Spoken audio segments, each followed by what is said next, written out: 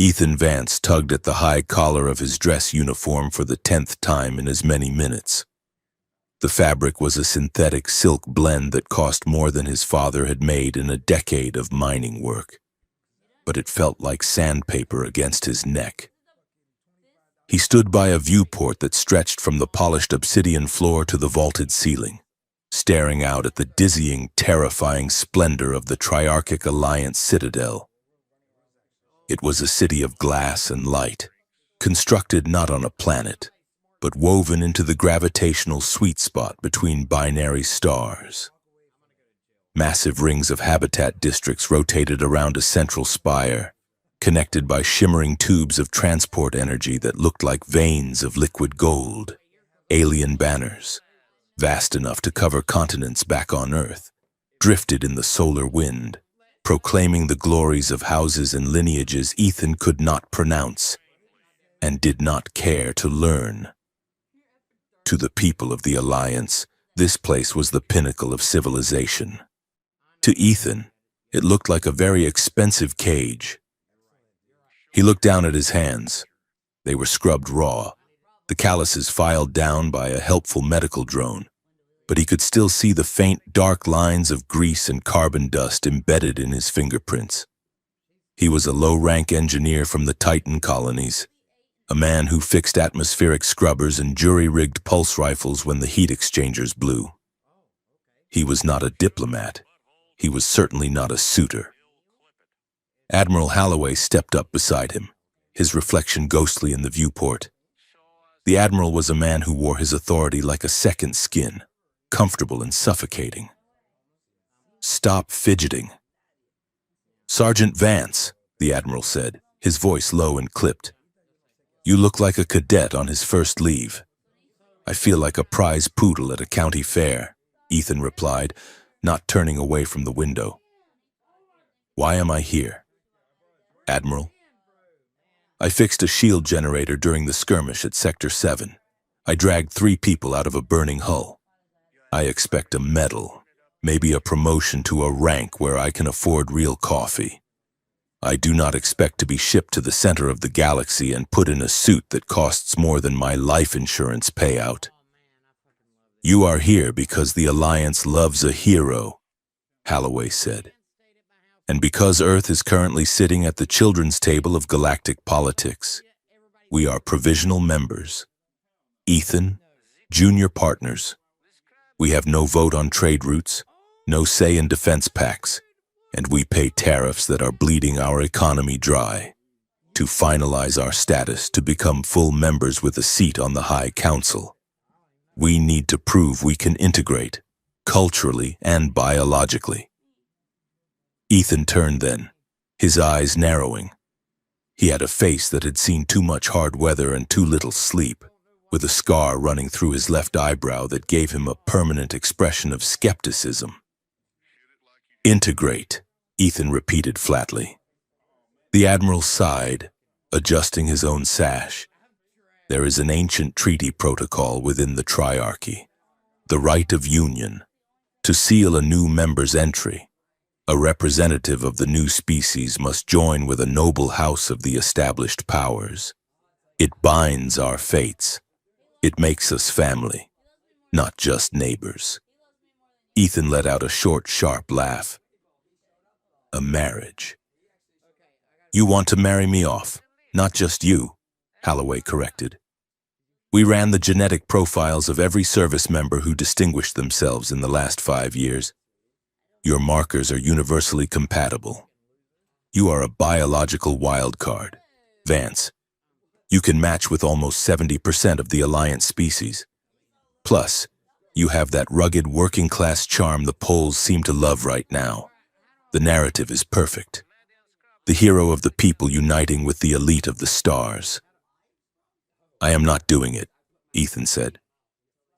"You are doing it," Holloway said, the friendly facade dropping just enough to show the steel beneath. "You are a soldier, Sergeant. You take orders. And this order comes from the Terran Senate, the High Command, and the Economic Board.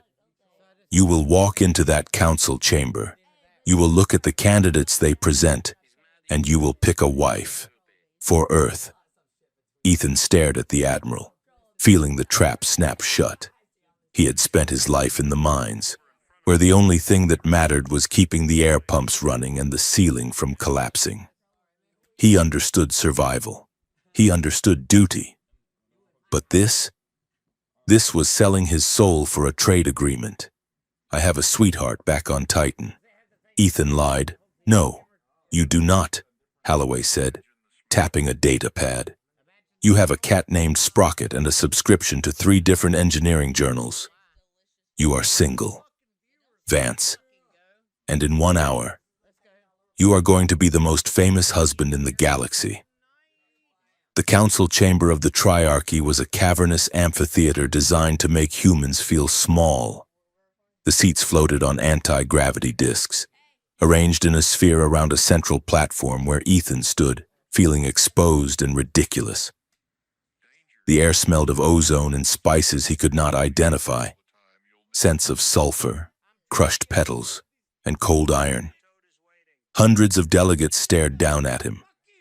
There were the crustacean-like Krell, chittering in their wet, bubbling language, the ethereal, energy-based Vok, glowing inside containment suits, and the Zephyrian, tall and pale, looking like marble statues brought to terrifying life.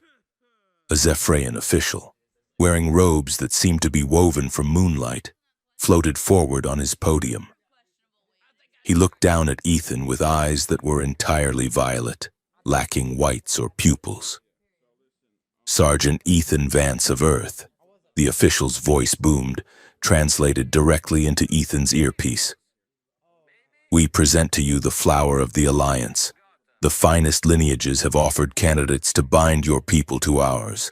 Behold your destiny.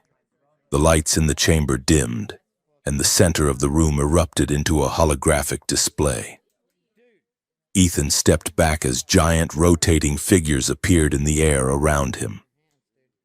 They were 3-dimensional renderings of women from a dozen different species, magnified to 10 feet tall. Beside each figure, streams of data scrolled by in glowing orange text.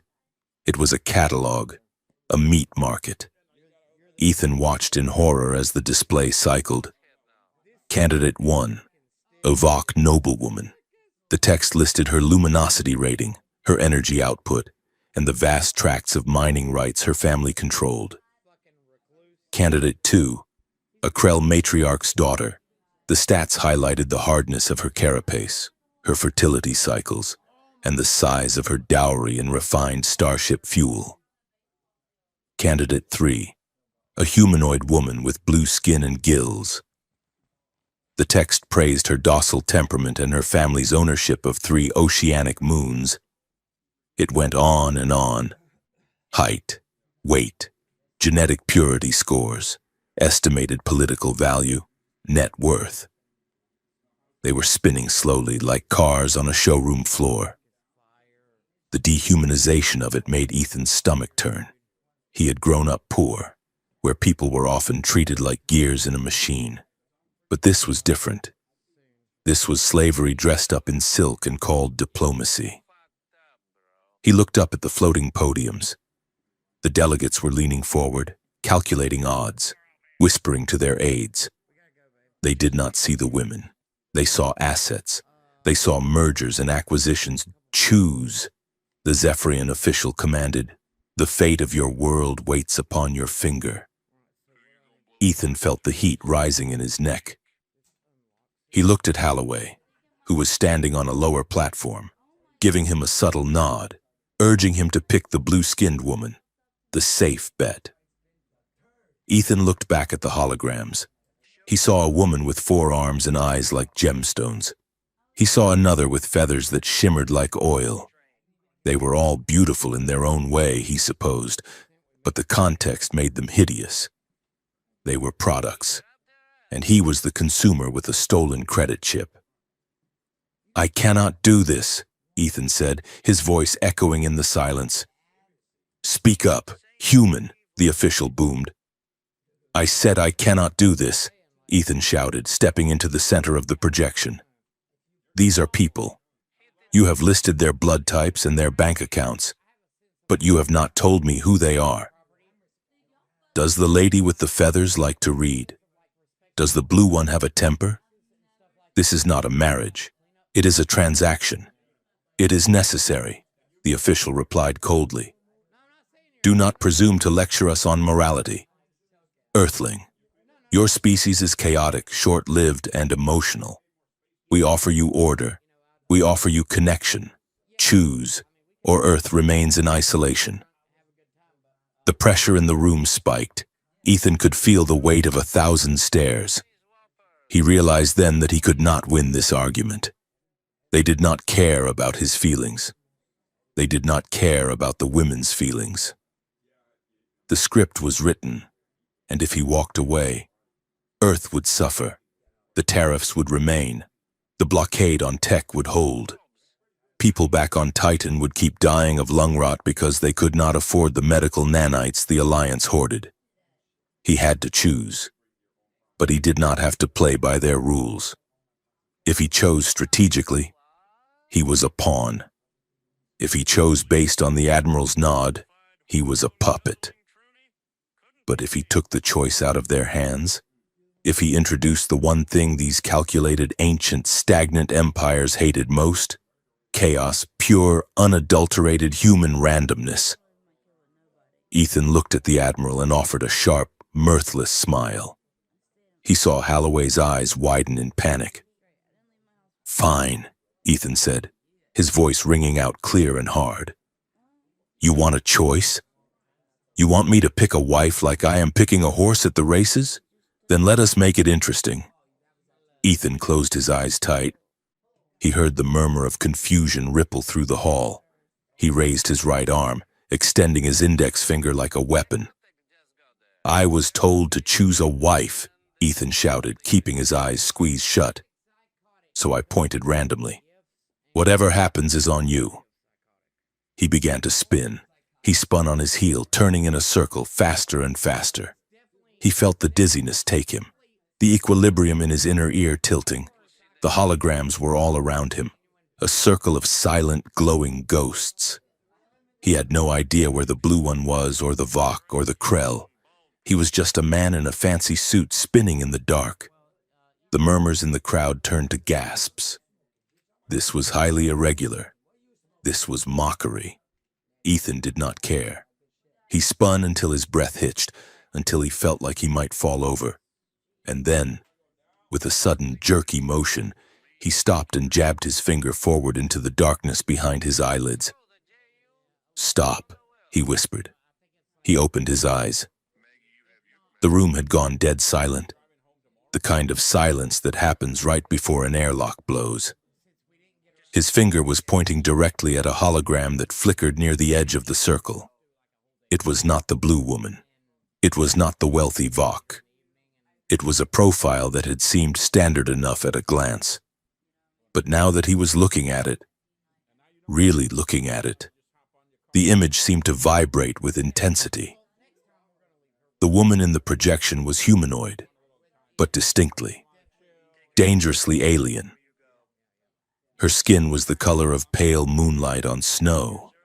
She had two graceful, spiraling horns that swept back from her temples like a crown of ivory bone. Her hair was a waterfall of living comet silver, floating slightly as if she were underwater or in zero gravity. Intricate. Bioluminescent tattoos traced geometric patterns down her neck and disappeared into the high collar of her armored gown. Her eyes in the hologram were closed, her face serene. But even in the projection, she looked terrifyingly regal. Ethan squinted at the text beside her. He read the name aloud, his voice cracking slightly in the silence. Lyra K. Theron. For 3 seconds, nothing happened. Then, the chamber exploded. It was not applause. It was panic. Delegates were shouting, slamming their hands on their podium rails. The Zephyrian official looked as if he had been shot. Admiral Holloway had his face in his hands. Ethan lowered his finger, looking around in confusion. Did I pick a criminal? Is she dead? What is the problem? A Zephyrian emissary, a tall male with horns that looked like jagged glass, descended rapidly from the upper tiers, his hoverpod moving so fast it nearly clipped the floor. He landed in front of Ethan, his face twisted in a snarl of absolute fury. "You insolent primate," the emissary hissed. You dare to mock the Imperium?" "I just pointed," Ethan said, holding his ground. "You put her on the list. If you did not want her picked, you should not have included her." "She was on the list as a formality," the emissary screamed, losing all diplomatic composure, a gesture of respect to the ancient treaties. No one was supposed to actually select the first daughter of the blood. Ethan blinked. "The what?" The silence returned, heavier this time. The Zephyrian official in the center podium spoke, his voice trembling with suppressed rage. "You have selected Princess Lyra K. Theron, heir to the Sun Throne, keeper of the Void Key, the first daughter of the Zephyrian Imperium.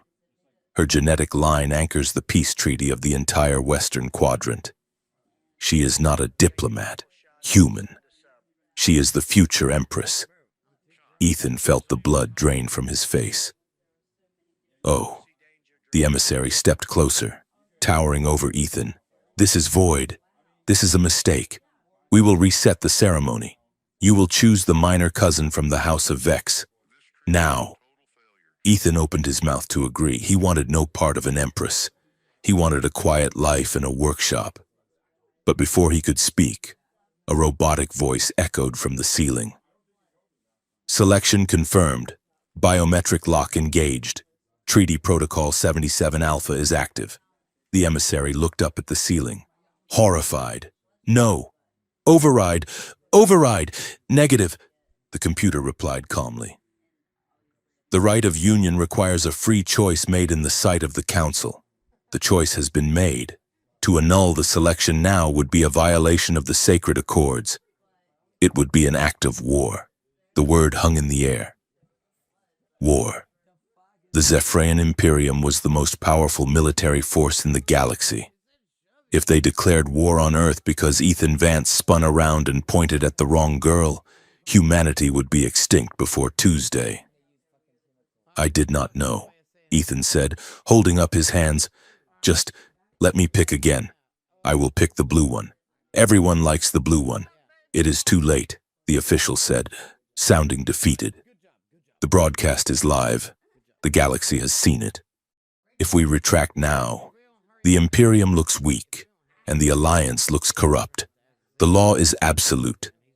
A low, thrumming sound filled the chamber. The air in the center of the platform began to ionize, smelling of ozone and burning silk. "She is coming," the emissary whispered, stepping back in fear. A beam of blinding white light slammed into the platform, mere feet from where Ethan stood. He threw his arm up to shield his eyes. The light was heavy, physical, pressing against his chest like a sonic wave. When the light faded, the hologram was gone. In its place stood the reality. Lyra K. Theron was taller than him by 3 inches, and every inch was armored in ceremonial plating that looked like woven diamond. The bioluminescent tattoos on her pale skin flared with a harsh, angry crimson light. Her horns were sharp enough to gut a man, and her silver hair whipped around her face in a wind that did not exist. She did not look at the crowd. She did not look at the cameras. She looked directly at Ethan. Her eyes were not violet like the officials. They were gold. Burning, molten gold, with vertical slit pupils like a predator. The contempt on her face was so potent it almost had physical mass. "You," she said. Her voice was melodic but cold as the void between stars. Ethan swallowed hard, trying to remember how to stand at attention. "Hi, I'm Ethan." "You are a smudge," she said. "A particle of dust that has drifted into a delicate machine." The officiant, a small, floating drone, hovered nervously between them. We must proceed with the binding vows." The window of the eclipse is closing. Please, join hands.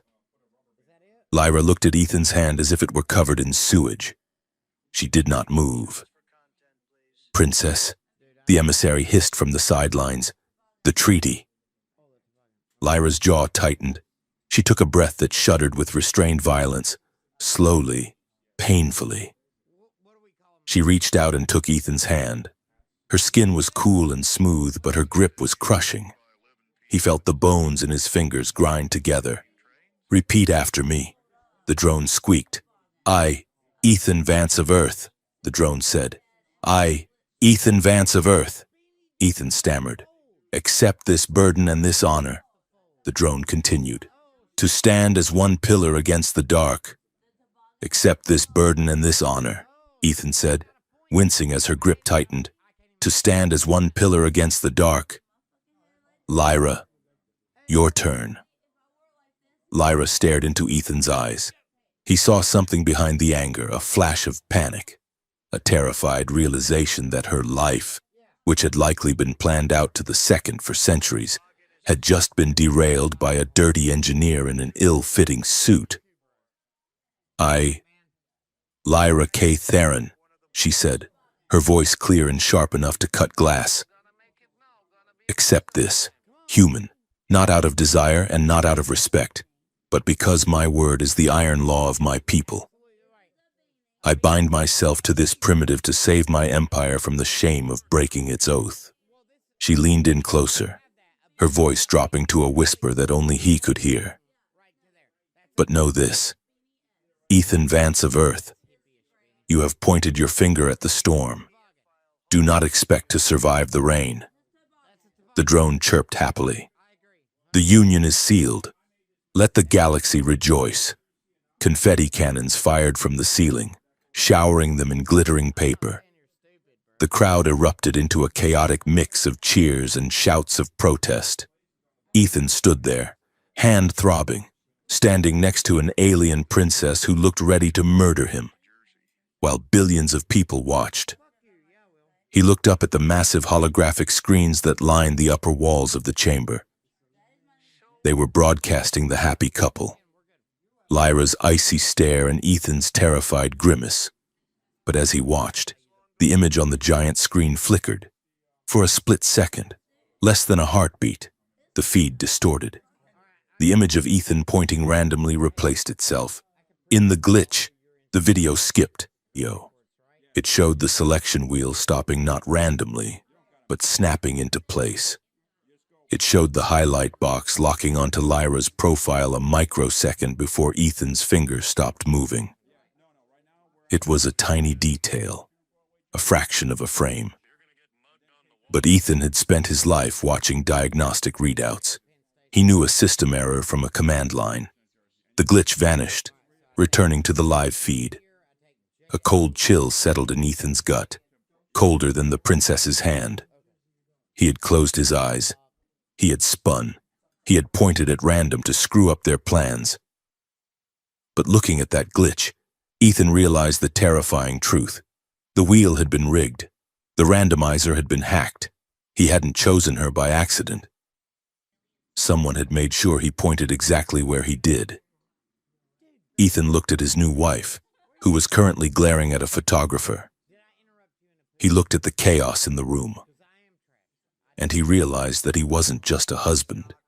He was the trigger for a weapon he didn't understand, pointed at a target he couldn't see. Well, Ethan whispered to himself as the music swelled. That complicates things. The galaxy was laughing, and Ethan Vance was the punchline. Every holographic surface in the Triarchic Alliance Citadel, from the massive public broadcast sheets in the central plaza to the tiny flickering screens on the cleaning drones, played the same clip on an endless, nauseating loop. It showed Ethan, looking small and disheveled in his expensive dress uniform, spinning in a circle like a confused child. It showed his finger jabbing out. It showed the stunned face of the High Council. Commentators from a dozen worlds dissected the moment with breathless excitement. On the trade channels, Analysts screamed that human stocks were volatile. On the gossip feeds, synthetic hosts with neon skin debated whether Ethan was a master of chaotic strategy or simply the luckiest fool in the spiral arm. Ethan turned the display off with a savage swipe of his hand. He stood in the center of his new quarters, a space so aggressively luxurious it made his teeth ache. It was the Zephyrian diplomatic suite, hastily reassigned to house the new consort designate. There were no corners in the room. Everything curved in organic, sweeping lines of white polymer and living glass.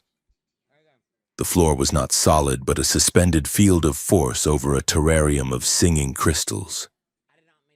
To his left, a cluster of bioluminescent ferns pulsated with a soft, rhythmic blue light. The guide interface had told him the plants were empathic. They responded to the mood of the room's occupant. As Ethan watched, the soothing blue shifted rapidly into an agitated, muddy brown. He threw his jacket onto a floating divan that bobbed gently under the weight.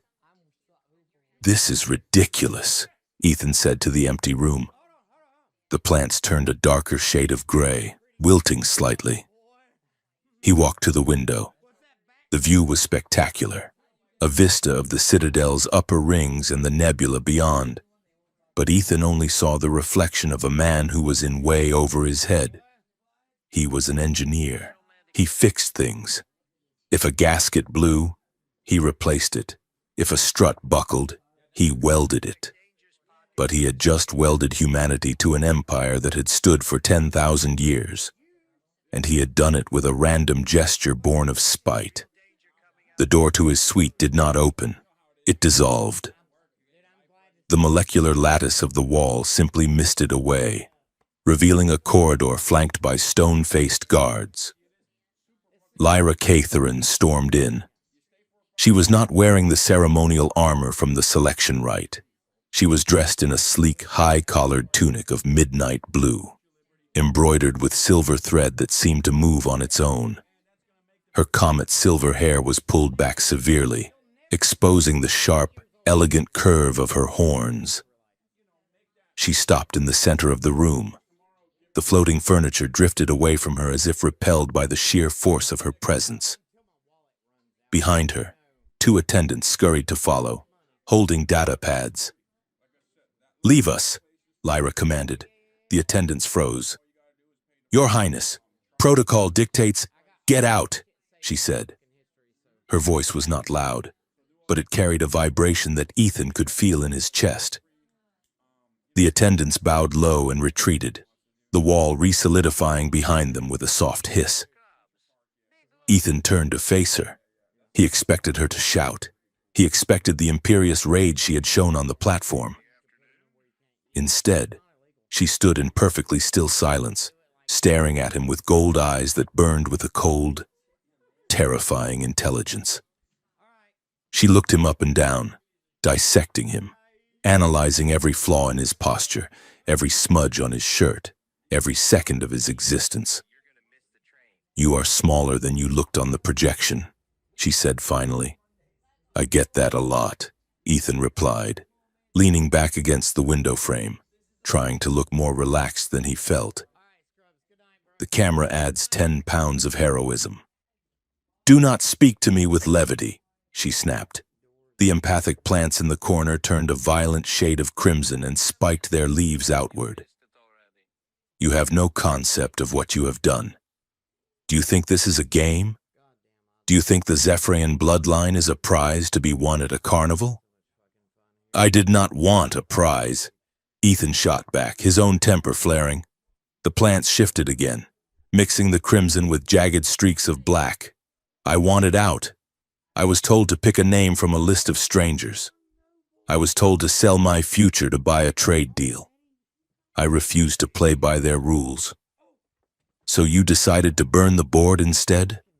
Lyra stepped closer, the air around her humming with static charge. "You selfish, primitive child.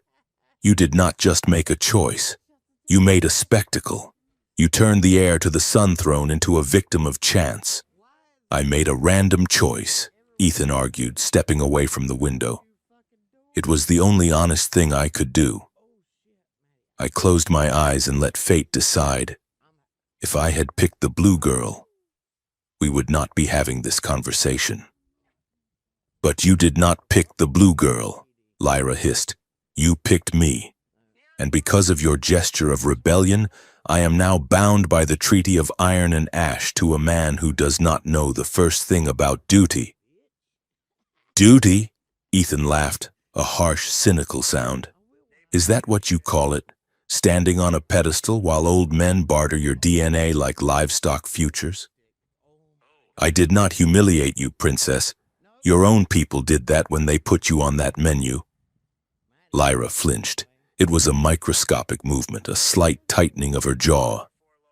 But Ethan saw it. For a second, the mask of imperial fury slipped, revealing something raw and exhausted beneath. You understand nothing, she said, her voice dropping to a dangerous whisper. My life is not my own. It belongs to the Imperium. It belongs to the billions of citizens who look to my house for stability. I have spent 20 years curating every word, every movement, every breath, to ensure the continuity of my people. And in 1 second, with one closed-eyed spin, you turned my life into a joke. She stepped into his personal space. She was taller than him, and the heat radiating from her was intense, like standing next to an open furnace. I despise you, Ethan Vance, she said. I despise your arrogance. I despise your ignorance. And most of all, I despise that the law forces me to tolerate your existence. Ethan looked up at her. He should have been intimidated. He should have been apologizing. But as he looked at her, at the luminescent tattoos pulsing on her neck, at the fierce, unyielding set of her mouth, he felt a strange, grudging respect ignite in his chest. She wasn't just a snob. She was a soldier in her own right, fighting a war he didn't understand. Despise me all you want, Ethan said quietly. But I am the only person in this citadel who is not trying to use you for something. Lyra stared at him. For a heartbeat, the silence stretched between them, heavy and electric. She looked confused, as if he had spoken a language she did not know. The sheer stubbornness of his dignity seemed to catch her off guard. She turned sharply on her heel, her silver hair whipping the air. Stay out of my way, human, she said, and do not touch anything. You look like you would break a diamond if you held it too long. She marched toward the wall. It dissolved for her, and she vanished into the corridor without looking back. Ethan let out a long breath he had been holding. The empathic plants, confused by the sudden vacuum of tension, settled into a nauseous shade of yellow. He walked over to the floating divan and sat down, burying his face in his hands. He needed a drink. He needed a wrench. He needed to be back on Titan, deep underground where the air smelled like recycled ozone and the problems were simple mechanical failures. A soft chime echoed in the room. Ethan looked up. A holographic terminal hovered near the center of the room, displaying a standard Alliance newsfeed. But as he watched, the feed distorted. The smiling face of a news anchor dissolved into static. White text scrambled across the black void of the screen. The choice was not yours. Ethan frowned. Standing up, he walked toward the terminal. Who is this? Computer, trace source. Source unknown. The room's AI replied smoothly. Signal origin is masked by military-grade encryption. The text on the screen shifted. The list was altered. The wheel was weighted. Look at the timestamps. Ethan reached out to touch the screen, but before his fingers made contact, the message flared bright white and vanished. The smiling news anchor returned. Mid-sentence, talking about the upcoming weather patterns in the habitat ring. Ethan stared at the empty air. The glitch he had seen in the council chamber had not been his imagination. Someone had wanted him to pick Lyra. Someone had gone to great lengths to ensure that his random rebellion landed exactly on the most volatile target in the galaxy. He felt a cold prickle of paranoia on the back of his neck. He wasn't just a husband, he was a target. Lyra marched through the corridors of the Zephyrian wing, her footsteps echoing on the crystalline floor. Her guards struggled to keep pace. She did not slow down until she reached the heavy ornate doors of the solar chamber. She composed herself. She smoothed her tunic, adjusted the angle of her chin, and buried her rage deep beneath the ice of her training. The doors swung open. The chamber was dominated by a massive window overlooking the binary stars. The light was blinding, filtered only slightly by the polarized glass. In the center of the room sat her father, Emperor Catherine. He looked ancient and indestructible, his skin like parchment stretched over steel, his horns weathered and chipped from centuries of life. Standing beside him was Deathworld. Lyra's cousin was handsome in a sharp, predatory way. He wore the dark red robes of the war ministry, and his smile was a masterpiece of false warmth. "Cousin," Deathworld said, inclining his head. "We were just discussing your acquisition." Lyra ignored him and bowed to her father. "Emperor, I request a formal petition for annulment. The human was coerced. The selection process was flawed. We can cite mental incompetence on his part." The Emperor turned his gaze from the stars to his daughter. His eyes were clouded with cataracts, but they saw everything. "The broadcast went out to 300 systems, Lyra," the Emperor said, his voice like grinding stones. "The High Council has already ratified the Union. If we reject it now, we look unstable. We look like we are breaking the treaty because we consider humans beneath us." "They are beneath us," Lyra argued. "He is a mechanic from a mining rock." "He is a symbol," Deathworld interjected smoothly. "And symbols are useful," Lyra turned on him. "Useful to whom?" "Deathworld, to you." Deathworld walked around the Emperor's chair, trailing his hand along the high back. "The humans are eager, desperate, really. If we embrace this union, we gain access to their resources. Their kinetic weapon tech is crude but effective. And more importantly, if we are allied with Earth, the Southern separatists will hesitate to attack our trade routes. The human, Vance, is popular. The lower castes love him." "So I am to be a broodmare for a political stunt?" Lyra asked, her voice trembling with suppressed fury. "You are the first daughter," the Emperor said. "You are the shield of the Imperium. Sometimes a shield must be battered to protect the body."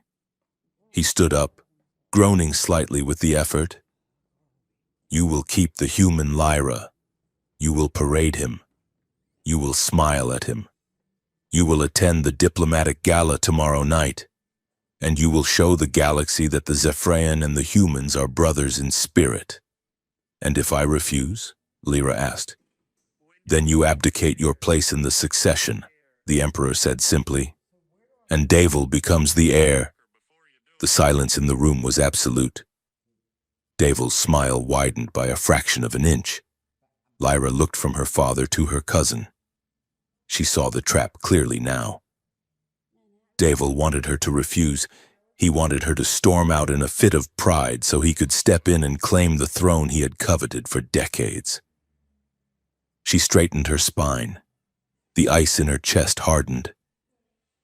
"As you command, Emperor," Lyra said, "I will play the devoted bride." She turned and walked out. She felt Deathworld's eyes on her back, heavy and hungry. Ethan was not having a better time. While Lyra was facing her father, Ethan had been summoned to a secure briefing room in the human sector of the Citadel. Admiral Holloway was there, along with 3 other high-ranking officers he didn't recognize. "Sit down, Vance," Holloway said, gesturing to a metal chair. Ethan sat. The room was stark, utilitarian gray, a comfortingly familiar contrast to the singing crystals of the Zephyrian suite. "You made a mess, son," one of the other officers said, a woman with a scar running down her jaw. "But it is a mess we can work with." "We have reviewed the situation," Holloway said, pacing the room. "The Zephyrin are stuck. They cannot back out without losing face. That gives us leverage." "Leverage," Ethan repeated. "That is my wife you are talking about." "Wife is a strong word," Holloway said. "She is an asset. Listen to me, Ethan. The Zephyrian have energy shielding technology that is 2 generations ahead of ours. They have slipstream drives that could cut our travel times in half." "And you want me to steal the blueprints?" Ethan asked dryly. "No," Holloway said. "We want you to influence her. Pillow talk. Vance, make her sympathetic to our needs. Get her to authorize technology transfers. She is a princess. She signs off on grants and research initiatives every day." Ethan felt a slow burn of anger in his gut. It was the same anger he had felt on the podium. "You want me to use her," he said. "We want you to serve Earth," Holloway corrected. "Do not get confused. She is not your friend. The Zephyrian look at us and see monkeys with wrenches. She hates you. Vance, never forget that. You are a tool to her. Be a tool for us instead." Ethan looked at the Admiral's polished boots. He thought about Lyra's face in her suite, the moment when the mask had slipped, revealing the trapped woman beneath. "She hates me," Ethan said slowly. "But at least she told me to my face." "Excuse me?" Holloway asked. Ethan stood up. "I will do the photo ops, Admiral. I will walk the red carpets. But I am not a spy. And I am not going to manipulate a woman who is already being squeezed by every other person in this galaxy." Holloway's eyes narrowed. "You are walking a thin line. Sergeant, you are still in the military. You can be court-martialed." "Then court-martial me," Ethan said. "Throw me in the brig. I bet the food is better than the fancy nutrient paste they serve upstairs. But until then, stay out of my marriage." He walked out of the briefing room before Holloway could respond. His hands were shaking slightly. He realized, with a start, that he had just defended Lyra. He didn't even like her. But he knew what it felt like to be a cog in a machine, and he was damned if he was going to help them grind her down. The diplomatic gala began with a photo shoot that felt more like an interrogation. Ethan stood against a backdrop of shimmering holographic waterfalls. He was wearing a new uniform, this one tailored to match Zephyrin aesthetics. High collar, asymmetrical cut, dark blue and silver. He felt like a penguin wrapped in tinfoil. Lyra stood beside him. She was breathtaking. Her gown was made of some material that looked like liquid smoke, shifting and swirling around her armor. Her horns were polished to a gleam. She looked regal, untouchable, and utterly miserable. "Closer. Please," the photographer shouted. He was a multi-limbed insectoid creature hovering on buzzing wings. The happy couple must look happy. Lyra took a stiff half-step toward Ethan. She smelled of ozone and crushed winter flowers. "Smile, princess," Ethan muttered out of the side of his mouth. "You look like you are planning a murder." "I am planning several," she murmured back, her lips barely moving. "Keep smiling, human, or I will step on your foot with enough force to shatter your metatarsals." "There is that charm," Ethan said, flashing a grin at the camera. "Touch her," the photographer commanded, a hand on the waist, an embrace of passion. Lyra stiffened. Ethan hesitated. "Just get it over with," she hissed. Ethan reached out and placed his hand on her waist. The reaction was instant. It wasn't just a touch, it was a circuit closing. Through the thin fabric of her gown, he felt the heat of her skin, shocking and alive. He felt a hum, a low-frequency vibration that seemed to run through her bones, the raw power of the Zephyrin biology. Lyra gasped softly, her eyes widened, snapping to his. She felt the warmth of his hand, solid and rough, so different from the cool, polite touches of her own kind. It was grounding. It was terrifyingly real. For a heartbeat, the noise of the gala faded. The flashing cameras blurred. They were just two people, standing too close, caught in a sudden, violent gravity of their own making. Ethan looked at her, really looked at her, and saw the speck of gold in her violet iris. Lyra looked at him and saw the stubborn set of his jaw, the defiance that mirrored her own. "Hold that," the photographer shrieked. "Perfect. The tension, the romance." The spell broke. Lyra pulled away as if burned. Ethan cleared his throat, adjusting his collar, his heart hammering against his ribs. "That was unpleasant," Lyra said, her voice uncharacteristically breathless. "Agreed," Ethan lied. "Let's not do it again."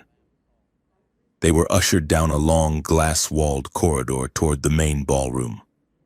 The tension between them had shifted. It was no longer just hostility. It was something sharper, heavier. They were halfway down the hall when the world exploded. There was no sound at first, just a sudden, violent overpressure that blew out the windows. The glass shattered into millions of diamonds. Ethan didn't think. He reacted. "Get down!" he roared, tackling Lyra. He slammed into her, driving her to the floor just as a wave of searing plasma washed over the space where they had been standing. They skid across the polished floor, tangling in a heap of limbs and silk. Automatic defense turrets popped from the ceiling, scanning for targets, but before they could fire, 3 dark shapes dropped from the ventilation shafts. They were assassins. They wore stealth suits that bent the light around them, making them look like walking holes in reality. They carried silent vibration blades that hummed with a sick, green light. Ethan scrambled up, dragging Lyra with him. "Move!" One of the assassins lunged, the vibration blade aiming for Lyra's throat. Ethan grabbed a heavy, decorative sculpture from a pedestal, a bust of some long-dead emperor, and swung it with all his strength. The marble connected with the assassin's helmet with a sickening crunch. The figure crumpled. Lyra was moving now, and she didn't scream. She didn't cower. She spun, her gown flaring. She raised a hand, and a whip of pure white energy crackled into existence, extending from her wrist. She lashed out.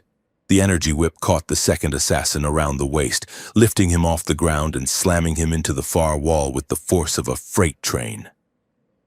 The third assassin raised a weapon, not a blade, but a projectile thrower. He aimed at Ethan. Ethan dove behind a pillar. The projectile impacted the stone, eating through it with acid. "He is flanking," Ethan shouted. "I see him," Lyra yelled. She tried to strike again, but the assassin was fast.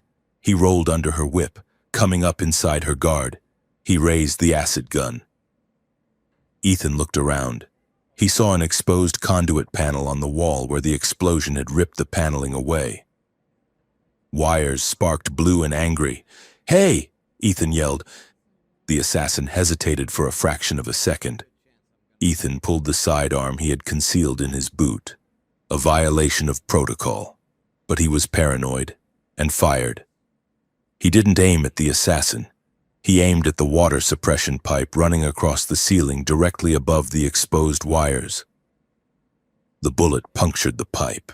Water gushed out, hitting the live conduit. An arc of electricity exploded outward, creating a massive short circuit. The assassin, standing in the spreading puddle, seized up, his stealth suit overloading in a shower of sparks. He collapsed, twitching. Silence returned to the hallway, broken only by the hiss of water and the distant wail of sirens. Ethan stood up, breathing hard, his gun still in his hand. He looked at Lyra, Her energy whip faded, vanishing into her skin. Her hair was wild, her dress torn at the shoulder, but she looked magnificent, fierce, and alive. "Are you injured?" she asked. Her voice was steady, but her eyes were wide. "I am fine," Ethan said. "You have a mean right hook, princess." "I am Zephraian," she said, as if that explained everything. That was adequate improvisation. "Vance." Ethan walked over to the assassin he had electrocuted. The stealth suit was fried, the camouflage flickering off. He knelt down and pulled back the charred collar of the attacker's suit. "What are you doing?" Lyra asked, coming to stand over him. "Checking for ID." Ethan said. He found it. Burned into the synthetic flesh of the assassin's neck was a tattoo. It was small, hidden, but distinct. It was a symbol of a two-headed hawk gripping a sun. Ethan frowned. He recognized the sun. It was the stylized crest of the Zephraian royal house. But the hawk? That was human iconography. Specifically, the emblem of the Terran Black Ops Division from the Unification Wars. Lyra gasped. "That mark, you know it?" Ethan asked. "The sun is my father's crest," she whispered. "But the hawk, I have seen that in the historical archives. That is a human symbol." "It is," Ethan said grimly. He looked at the dead assassin, then up at Lyra. "Human Black Ops and Zephyrin Royal Guard," Ethan said, "working together." He stood up, wiping the soot from his hands. "Someone didn't just hack the list. Lyra, someone on your side and someone on my side are working together. And I don't think they want this marriage to work." Lyra looked at the destruction around them. Then she looked at Ethan, her gaze shifting. The contempt was gone. In its place was a wary, razor-sharp calculation. And perhaps, for the first time, trust. "Then we must disappoint them," she said. Ethan holstered his weapon. "Yeah," he said. "I guess we must." Security teams burst through the doors at the far end of the hall, shouting orders. Ethan and Lyra stood together amidst the wreckage, shoulder to shoulder, facing the galaxy that was trying to kill them. The official report was released 3 hours after the last ember was extinguished in the shattered hallway. The Alliance Security Council, a body composed of grim-faced generals and slick politicians, declared the incident the work of the Red Void, a fringe group of xenophobic extremists known for their sloppy manifestos and homemade explosives. Ethan sat in the briefing room, reading the report on his datapad. It was perfect. Too perfect. The suspects had been identified, located, and conveniently killed in a raid on a remote moon before they could be interrogated. The evidence chain was unbreakable. The narrative was clean. "It is a lie," Ethan said, tossing the pad onto the table. Lyra, seated across from him, did not look up from her own screen. "Of course it is a lie. The Red Void uses chemical propellants and kinetic slugs. The assassins use displacement cloaks and focused plasma. That is military-grade tech." "So we are in agreement," Ethan said. "Our own people are trying to kill us, and now they are sweeping it under the rug." "We are not in agreement," Lyra corrected, finally meeting his eyes. "We are in a temporary alignment of survival. Do not mistake shared danger for camaraderie." "Vance." Ethan leaned back, crossing his arms.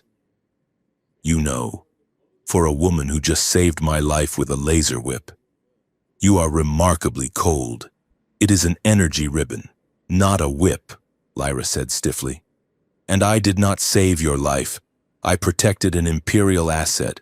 "Right, an asset," Ethan smirked. "Is that why you nearly took the head off that third guy? Because you were worried about the paperwork?" Lyra's eyes flashed, but she didn't answer. She didn't have to. They both knew what they had seen on the assassin's neck, the double-headed hawk and the Zephyrian sun, a hybrid sigil, a conspiracy. The door to the briefing room slid open, and Admiral Halloway walked in, followed by a Zephyrian minister named Vorlon. They were both smiling. It was the kind of smile a shark gives before it tests the water. "Good news," Halloway boomed. "The threat has been neutralized. The public is anxious, but we are going to spin this. We are going to show them that fear cannot break the bond between our peoples. We are sending you on a tour," Vorlon announced, his voice smooth as oil. "A victory lap. You will visit the frontier sectors, the border worlds. You will shake hands, kiss babies, and stand together on the bridges of our finest warships." "A tour," Ethan said flatly. "You want to put us in a spaceship and parade us around the galaxy while there is a sniper in the bushes?" "You will be perfectly safe," Halloway said. "You will be traveling on the Ethelgard, a state-of-the-art diplomatic cruiser, and you will have a full complement of guards." "Guards chosen by whom?" Lyra asked sharply. "You or my cousin Davil?" "By the Council," Vorlon said, his smile tightening. "It is decided. You leave in 6 hours. Pack light." The Ethelgard was a masterpiece of engineering, a sleek silver needle that sliced through the void with barely a ripple. But for all its beauty, the crew quarters were a lesson in awkwardness. Due to security protocols, which Ethan suspected was code for "let's see if they kill each other," they were assigned a single high-security suite. It was spacious, certainly, but it was designed for a Zephyrin noble, not a mixed-species couple. The walls were adaptive, shifting color and texture based on ambient noise. The gravity was set to Zephyrin standard, which was about 10% heavier than Earth norm, making Ethan feel like he was walking through water. And there was the matter of the bed. It was a massive circular platform that floated in the center of the room, surrounded by a privacy field. "One bed," Ethan said, staring at it. "Of course, it is a sleeping dais," Lyra corrected, dropping her travel bag on a gravity-lifted shelf. "And you will not be using it. You can sleep in the lounge alcove. The lounge alcove is a bench," Ethan pointed out. "It is made of hard light." "Then you should be grateful for the spinal support," Lyra said, turning her back to him to adjust the environmental controls. She tapped a panel, and the room temperature dropped 10 degrees. "Hey," Ethan protested, rubbing his arms. "Some of us are endothermic, and some of us prefer not to suffocate in humid mammalian air," Lyra retorted. "Put on a sweater." Vance. The first few days of the tour were a blur of jump gates and reception lines. They visited a mining station on the edge of the nebula, a floating agricultural platform, and a military outpost near the neutral zone. Everywhere they went, the script was the same. They would stand on a stage, wave, and pretend to be the happy couple. Lyra would offer a formal greeting in High Zephyrian, and Ethan would crack a joke that the translator drones struggled to interpret. It was exhausting. But in the quiet moments between events, a strange dynamic began to form. At a formal dinner on the moon of Kalos, Ethan was presented with a dish that looked suspiciously like a living, pulsating organ. He stared at it, horrified. "It is a delicacy," Lyra whispered, leaning close to him so the cameras wouldn't see. "It is the brainstem of a cloud eel. If you do not eat it, you insult the governor." "I think it is looking at me," Ethan whispered back. "Just swallow it whole," she advised, a flicker of amusement in her eyes. "And try not to gag. It is unbecoming of a consort." Ethan closed his eyes, tossed the thing back, and swallowed. He shuddered violently. Lyra let out a sound that was dangerously close to a giggle. She quickly covered it with a cough, sipping her nectar wine with practiced elegance. "Not bad," Human, she said softly. You have the stomach of a scavenger. I will take that as a compliment, Ethan rasped, reaching for his water. Later that night, Lyra struggled with the clasp of her ceremonial cape. Her fingers, usually so dexterous, were stiff from hours of handshaking. Allow me, Ethan said, stepping up behind her. She stiffened, but didn't pull away. He worked the complex magnetic latch, his fingers brushing the nape of her neck. Her skin was cool, but he could feel the pulse of heat beneath it. There, he said, stepping back. Thank you, she said, not turning around. The silence in the room wasn't hostile anymore. It was charged. Their next stop was the trade ring of Oravia, a massive spinning construct orbiting a gas giant. It was a place of commerce, neon lights, and controlled chaos. The official schedule called for a banquet with the Merchant Guild, but Lyra was restless. I cannot sit through another speech about tariff reductions, she declared, pacing the suite. I feel like an exhibit in a zoo, so let's break out, Ethan suggested. Lyra stopped. Excuse me? I saw a service lift near the docking bay. It bypasses security and dumps out into the lower market levels. No cameras, no guards, just us and the crowd. Lyra looked at him. It was reckless. It was dangerous. It was exactly what she needed. 5 minutes later, they were in the lift. They had discarded their formal robes. Ethan wore a simple mechanic's jumpsuit he had packed, and Lyra wore a hooded traveler's cloak that hid her horns and glowing tattoos. The market was a sensory overload. The air smelled of roasting spices and ozone. Holographic signs screamed advertisements in 50 languages. The crowd was a crush of species, hulking reptilians, floating energy beings, and swarms of cybernetic drones. For the first time since the selection, they were invisible. Ethan bought a skewer of grilled meat from a street vendor. What is this? Lyra asked, sniffing it suspiciously. Spiced lizard, Ethan said. Probably. It's delicious. Try it. Lyra took a tentative bite. Her eyes widened. It is greasy and spicy. She took another bite. They walked through the stalls, arguing over the merits of various technologies. Lyra scoffed at a display of human-made ion engines, calling them glorified firecrackers.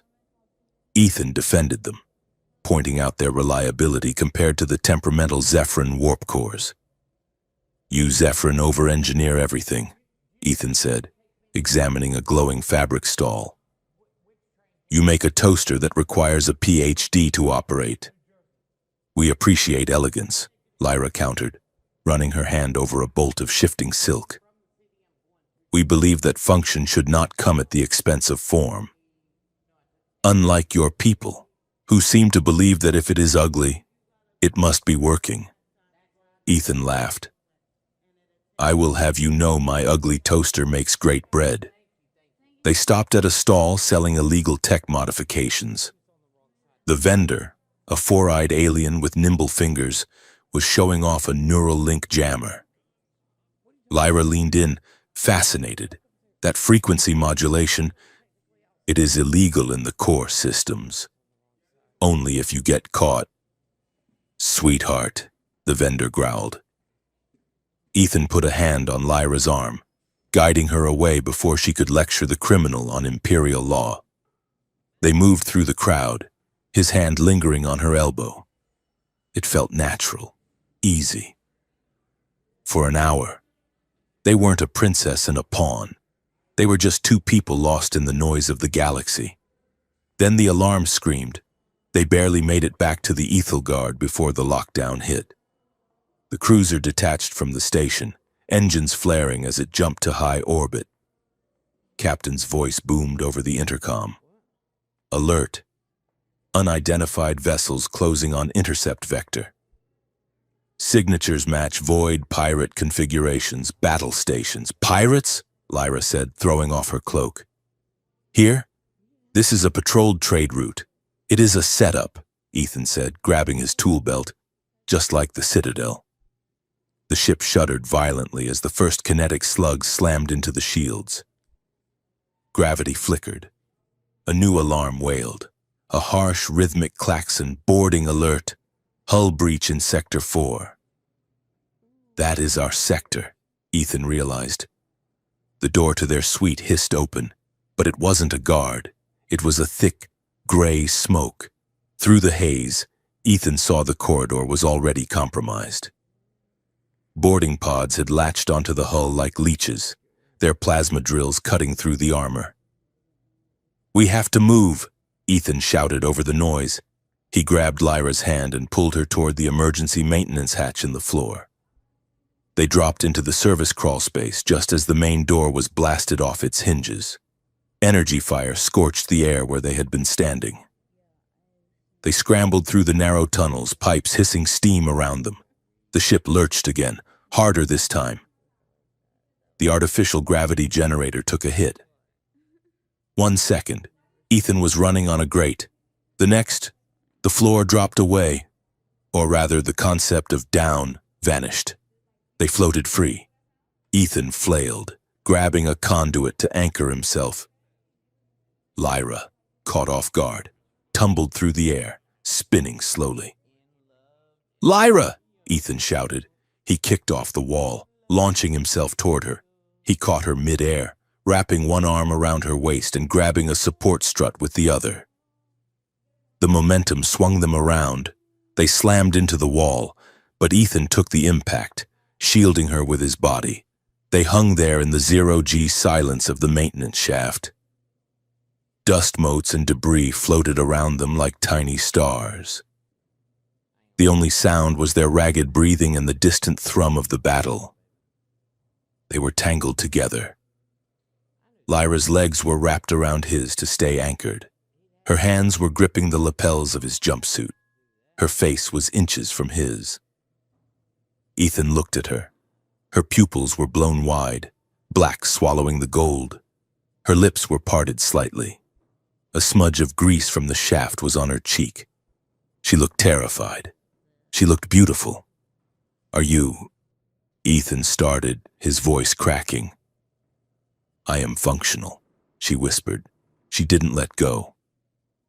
In the weightlessness, the barriers of protocol and politics dissolved. There was only the heat of her body against his, the smell of her ozone scent mixed with the metallic tang of the ship. Ethan felt a pull that had nothing to do with gravity. His gaze dropped to her mouth, then back to her eyes. He saw the same hunger reflected there, a raw, terrifying need that had been building since the moment he pointed his finger. He leaned in. She didn't pull back. Her breath hitched. The ship shuddered again. A massive explosion rocked the frame, restoring gravity with a brutal slam. They fell to the floor, landing in a heap. The moment shattered. "Move!" Ethan yelled, scrambling up. They ran. They reached the secondary engineering deck, where the pirates were trying to breach the reactor controls. There were 4 of them, heavily armored, wielding plasma cutters. Ethan didn't have a weapon, but he knew this ship. He knew the schematics. "Lyra, the containment field," he shouted, pointing to a panel. Lyra understood instantly. She raised her hands, her tattoos flaring blindingly bright. She didn't summon a whip this time. She pushed her palms forward, and a wall of shimmering, translucent force erupted from her skin. The pirates turned and fired. The plasma bolts hit Lyra's shield and dissipated in ripples of light. She gritted her teeth, the strain evident on her face. Ethan ran to the exposed power junction. He ripped the cover off. "Do not let them through. I cannot hold it forever." Lyra strained, sweat beading on her forehead. Ethan grabbed 2 heavy power cables, and he didn't have tools, he didn't have time. He wrapped the bare copper around his gloved hands and jammed them into the override sockets. "Eat this," he growled. He rerouted the ship's waste heat venting system directly into the corridor. Superheated steam and radiation vented from the floor grates beneath the pirates. They screamed as their armor seals boiled. They retreated, falling back to their pods. Ethan yanked the cables free, sparks showering him. He slumped against the wall, exhausted. Lyra dropped the shield and collapsed to her knees, gasping for air. They looked at each other across the smoky corridor. They were battered, bruised, and covered in soot. Not bad. Human. Lyra wheezed. Not bad yourself, Princess, Ethan replied, grinning through the pain. The medical bay was quiet. The attack was over. The official story was pirates, but Ethan had seen the boarding pods. They were unmarked, but the welding patterns were Alliance standard. He sat on a biobed while a medical drone scanned his arm, which he had burned on the cables. Lyra sat on the bed opposite him. She was unharmed, physically, but her energy reserves were depleted. She looked pale, her tattoos dim. The Med AI, a floating sphere with a soothing voice, hovered between them. Sergeant Vance, your burns are 2nd degree. Tissue regeneration is initiated. Princess Lyra, your biofield is critically low. Recovery will take 3 days at current rates. We do not have 3 days, Lyra murmured. We land on Atheon tomorrow. There is an alternative. The AI chirped. I detect a 94% neural field compatibility between the two of you. Ethan sat up.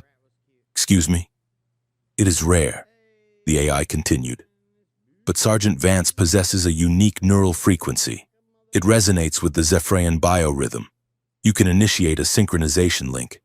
It will allow the princess to draw upon the sergeant's surplus bioenergy to jumpstart her own recovery. A link? Lyra looked at Ethan, her eyes wide.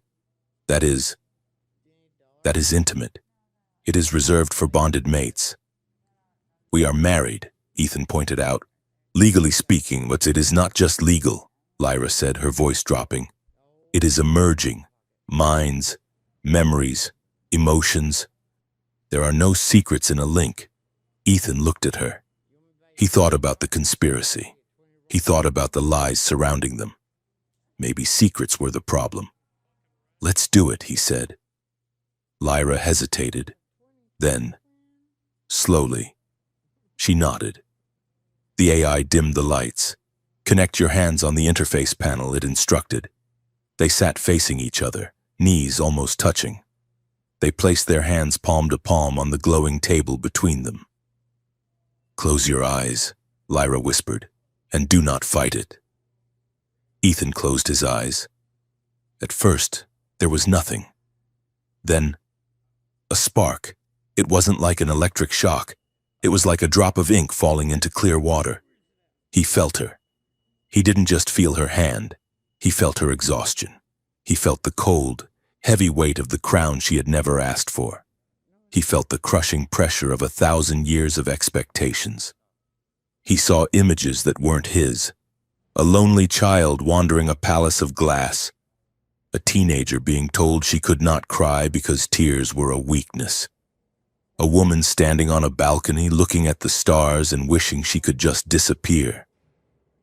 He felt her fear, not of death, but of failure, of being the one who let the empire fall. And she felt him.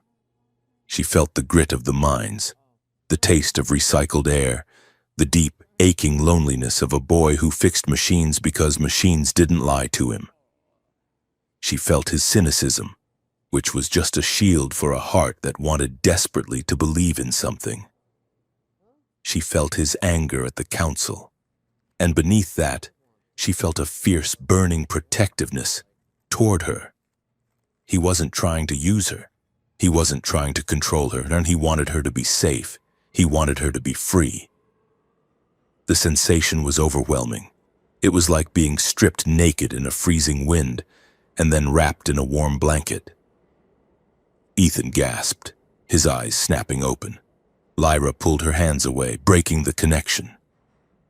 They stared at each other. The air in the room seemed to vibrate. The color had returned to Lyra's cheeks. Her tattoos were glowing softly again, but she looked shaken to her core. "You," she whispered. "You are so loud. Your mind, it is chaos. And yours is a fortress," Ethan said, his voice trembling. "But the gates are locked from the outside." Lyra stood up abruptly. I must rest. The procedure is complete." She practically ran from the medical bay. That night, Ethan lay in his light alcove, staring at the ceiling. He couldn't sleep. His skin still tingled where he had touched her, but it was his mind that was reeling. He had seen her soul. He had seen the woman behind the princess, and he realized with a terrifying clarity that he was in trouble. He wasn't just playing a role anymore. He wasn't just surviving. Oh, he wanted her. Not just the way a man wants a beautiful woman. He wanted the person he had felt in the link, the lonely, fierce, terrified girl who stood against the dark. Across the room, inside the privacy field of the dais, Lyra lay awake as well. She traced the line of her own lips with a finger. She could still feel the phantom sensation of his breath from the zero-G shaft. She had spent her life being watched, judged, valued for her blood, her title, her utility. But in the link, Ethan hadn't looked at her title. He had looked at her, and he hadn't turned away. She rolled over, burying her face in the silk pillows. She was the first daughter of the Imperium. She was a symbol of order. But lying there in the dark, she didn't feel like a symbol. She felt like a woman who had just realized that the cage door was open, and she was terrified to step through, and even more terrified that she might want to take the human with her. The diplomatic cruiser Ethelgard drifted through the void, a silver needle stitching together the frayed edges of the Alliance. Inside, the atmosphere had shifted.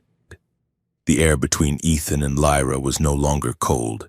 It was heavy, electric, charged with the static of things unsaid. The hostility had evaporated, replaced by a hyper-awareness that was almost painful. When they walked down the corridors, they moved in sync. When they sat at briefing tables, their knees brushed and neither pulled away. Their media handler, a chirpy AI construct named Prism, was delighted. "Wonderful!"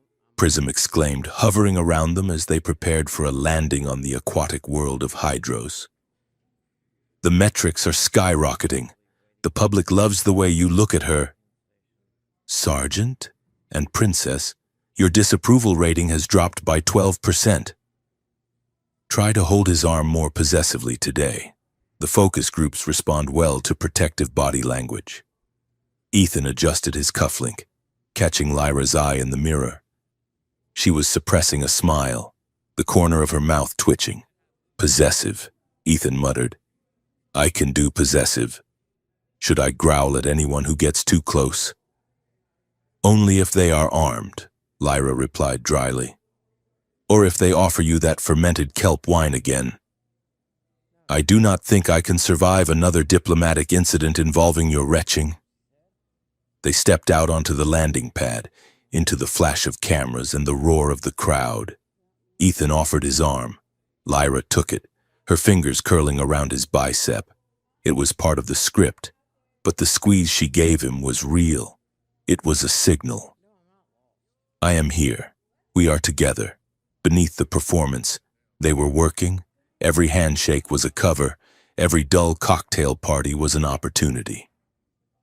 While Lyra distracted dignitaries with flawless etiquette, Ethan would slip a data spike into a secure terminal. While Ethan told raucous stories to general staff, Lyra would memorize the encrypted comms traffic flashing on their screens. They were building a puzzle in the dark. Piece 1.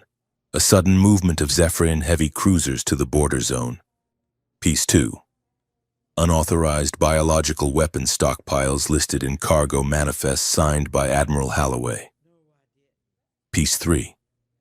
Davil's personal shuttle logging trips to a supposedly abandoned Black Ops station. It was a false flag operation. They were manufacturing a war. The pivotal moment came at the grand ball of Zephyr Prime.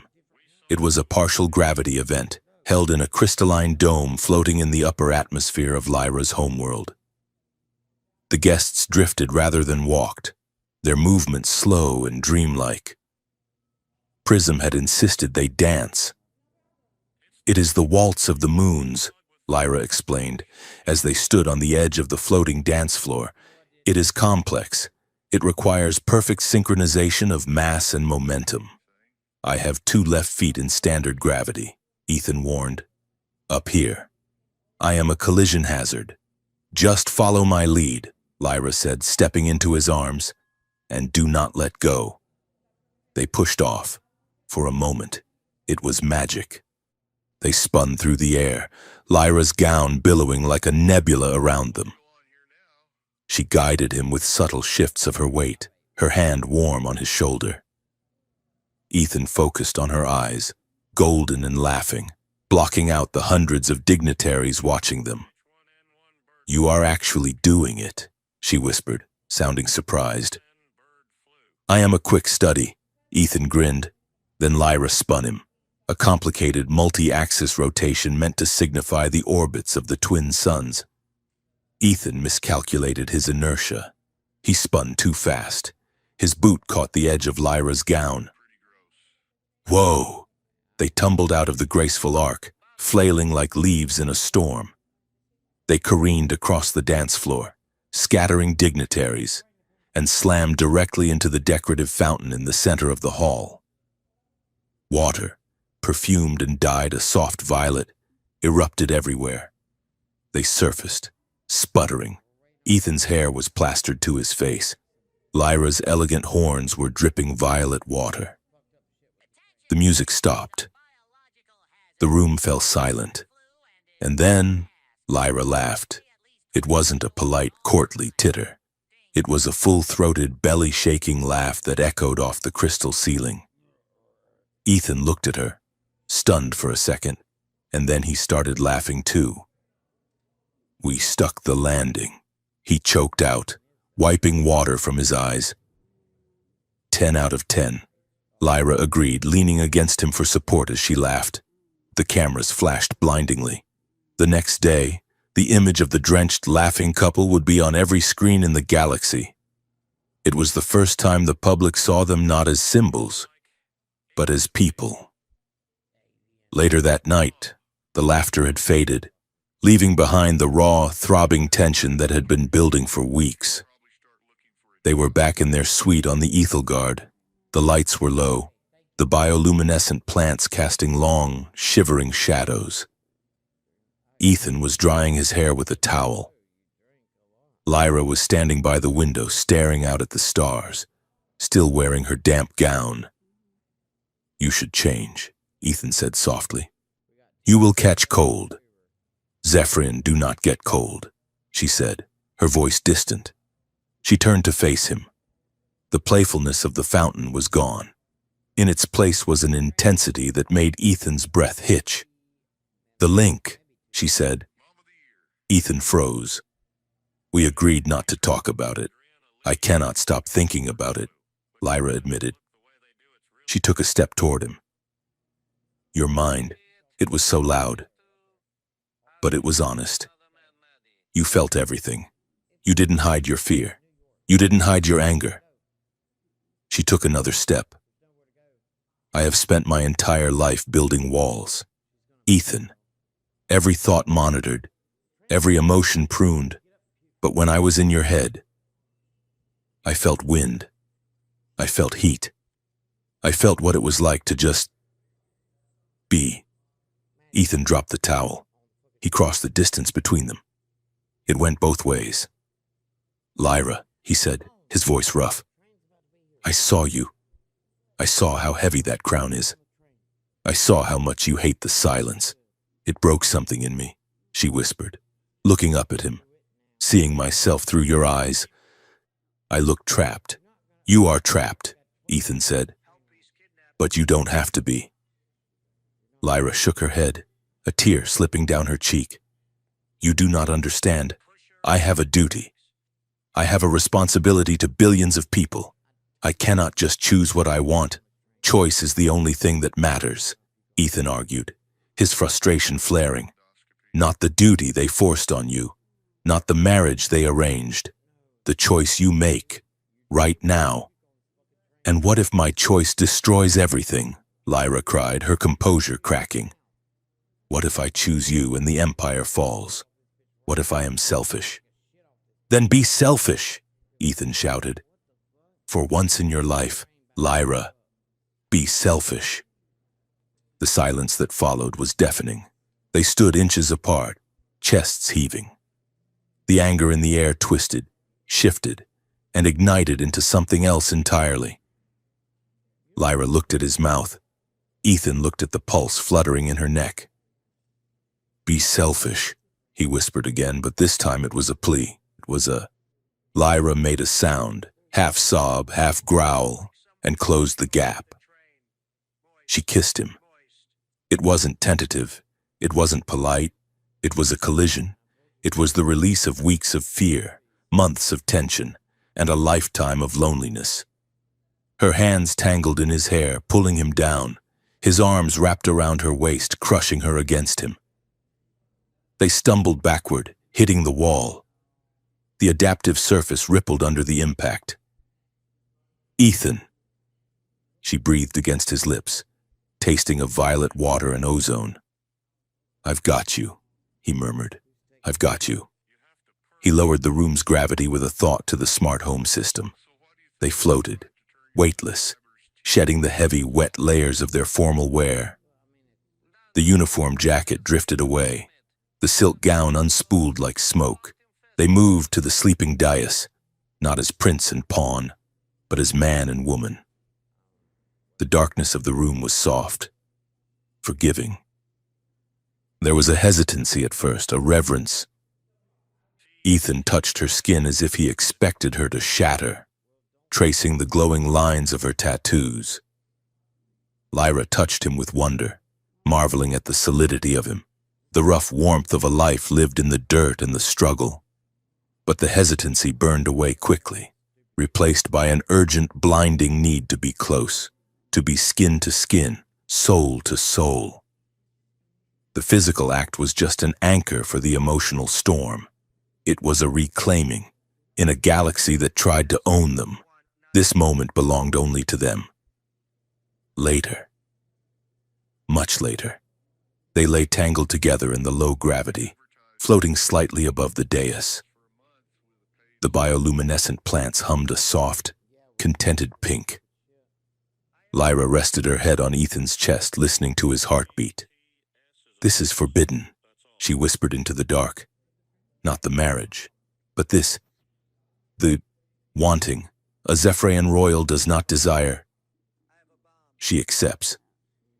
Screw custom, Ethan mumbled, kissing the top of her head.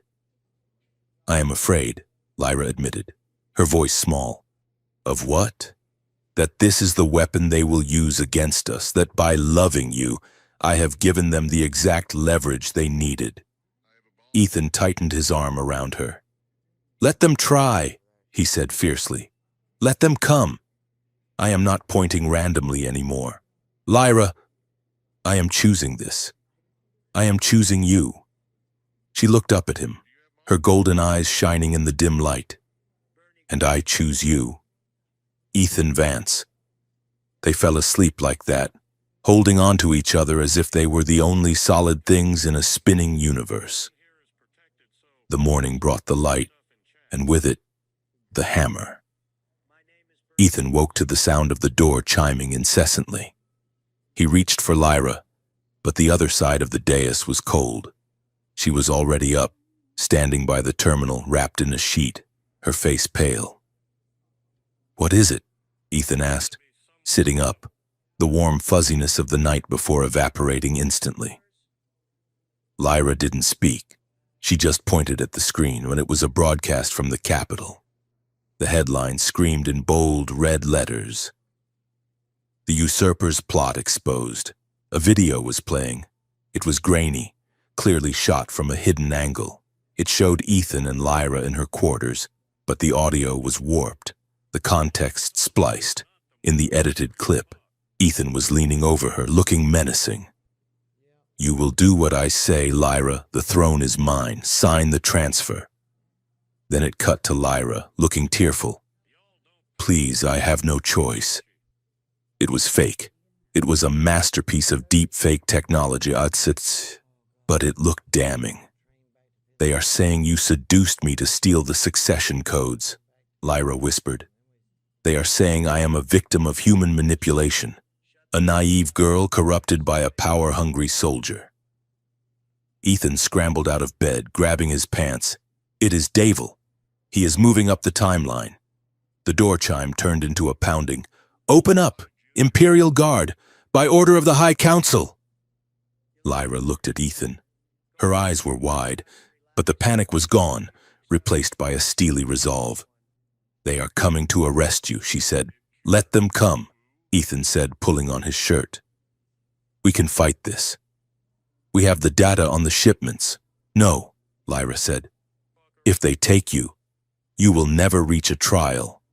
You will have an accident in custody." The comms unit on the wall buzzed. It was Admiral Holloway. His face appeared on the small screen, looking grave and disappointingly paternal. "Sergeant Vance," Holloway said, "I see you have seen the news. A terrible misunderstanding. It is a lie. And you know it," Ethan snapped. "It is a narrative," Holloway corrected smoothly. "And it is one we can control. Listen to me, Ethan. Surrender. We will bring you in. You will issue a statement saying that the princess is emotionally unstable, that her obsession with you led to this. We will annul the marriage. You will be discharged with a full pension, and this all goes away." "You want me to gaslight her?" Ethan asked, his voice low and dangerous. "You want me to destroy her reputation to save my own skin?" "I want you to be smart," Holloway said.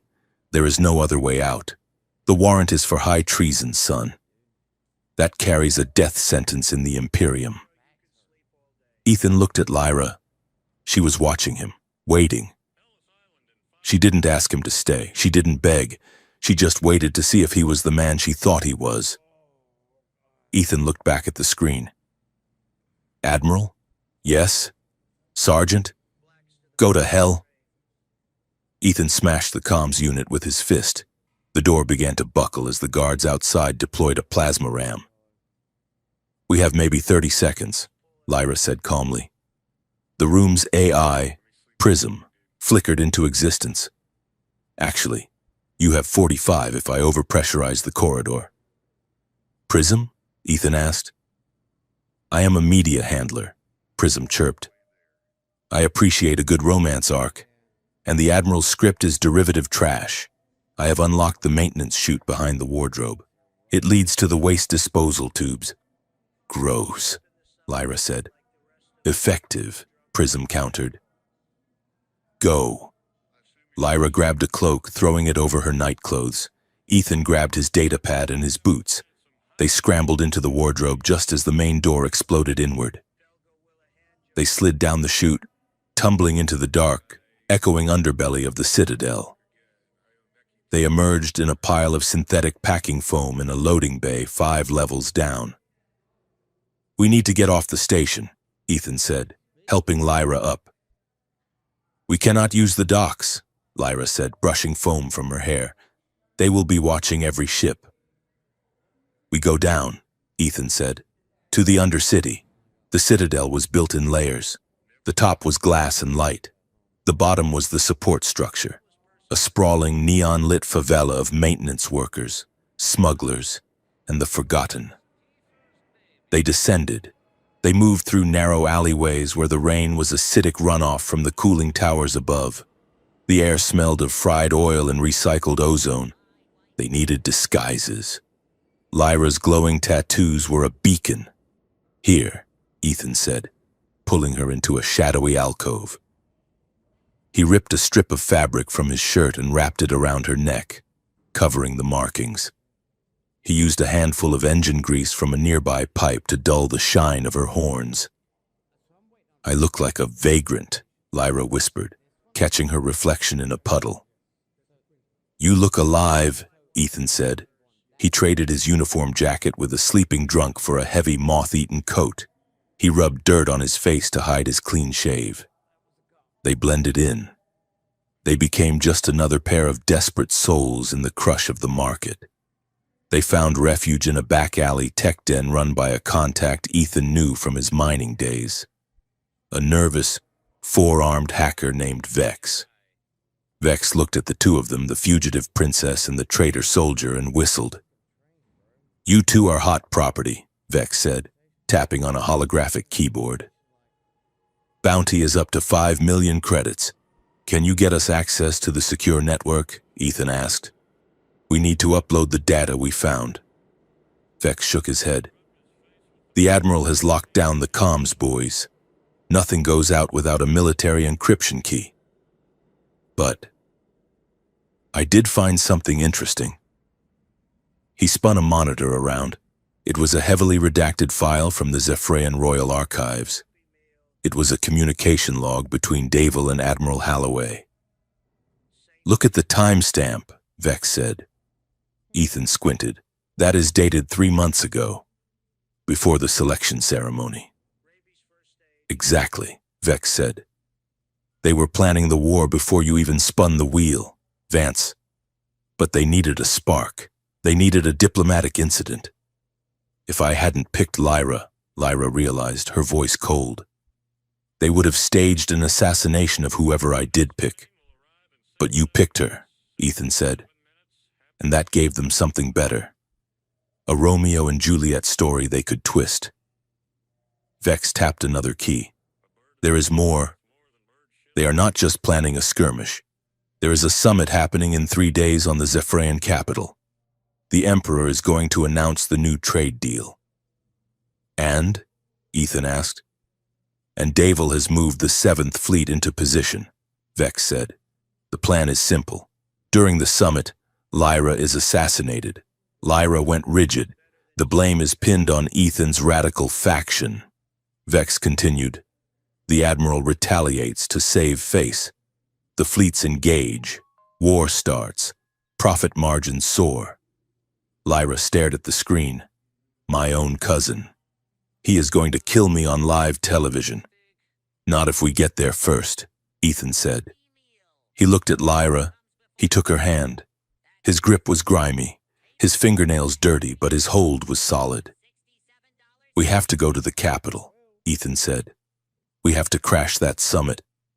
"That is suicide," Vex said. "It is politics," Lyra said, a dangerous smile touching her lips.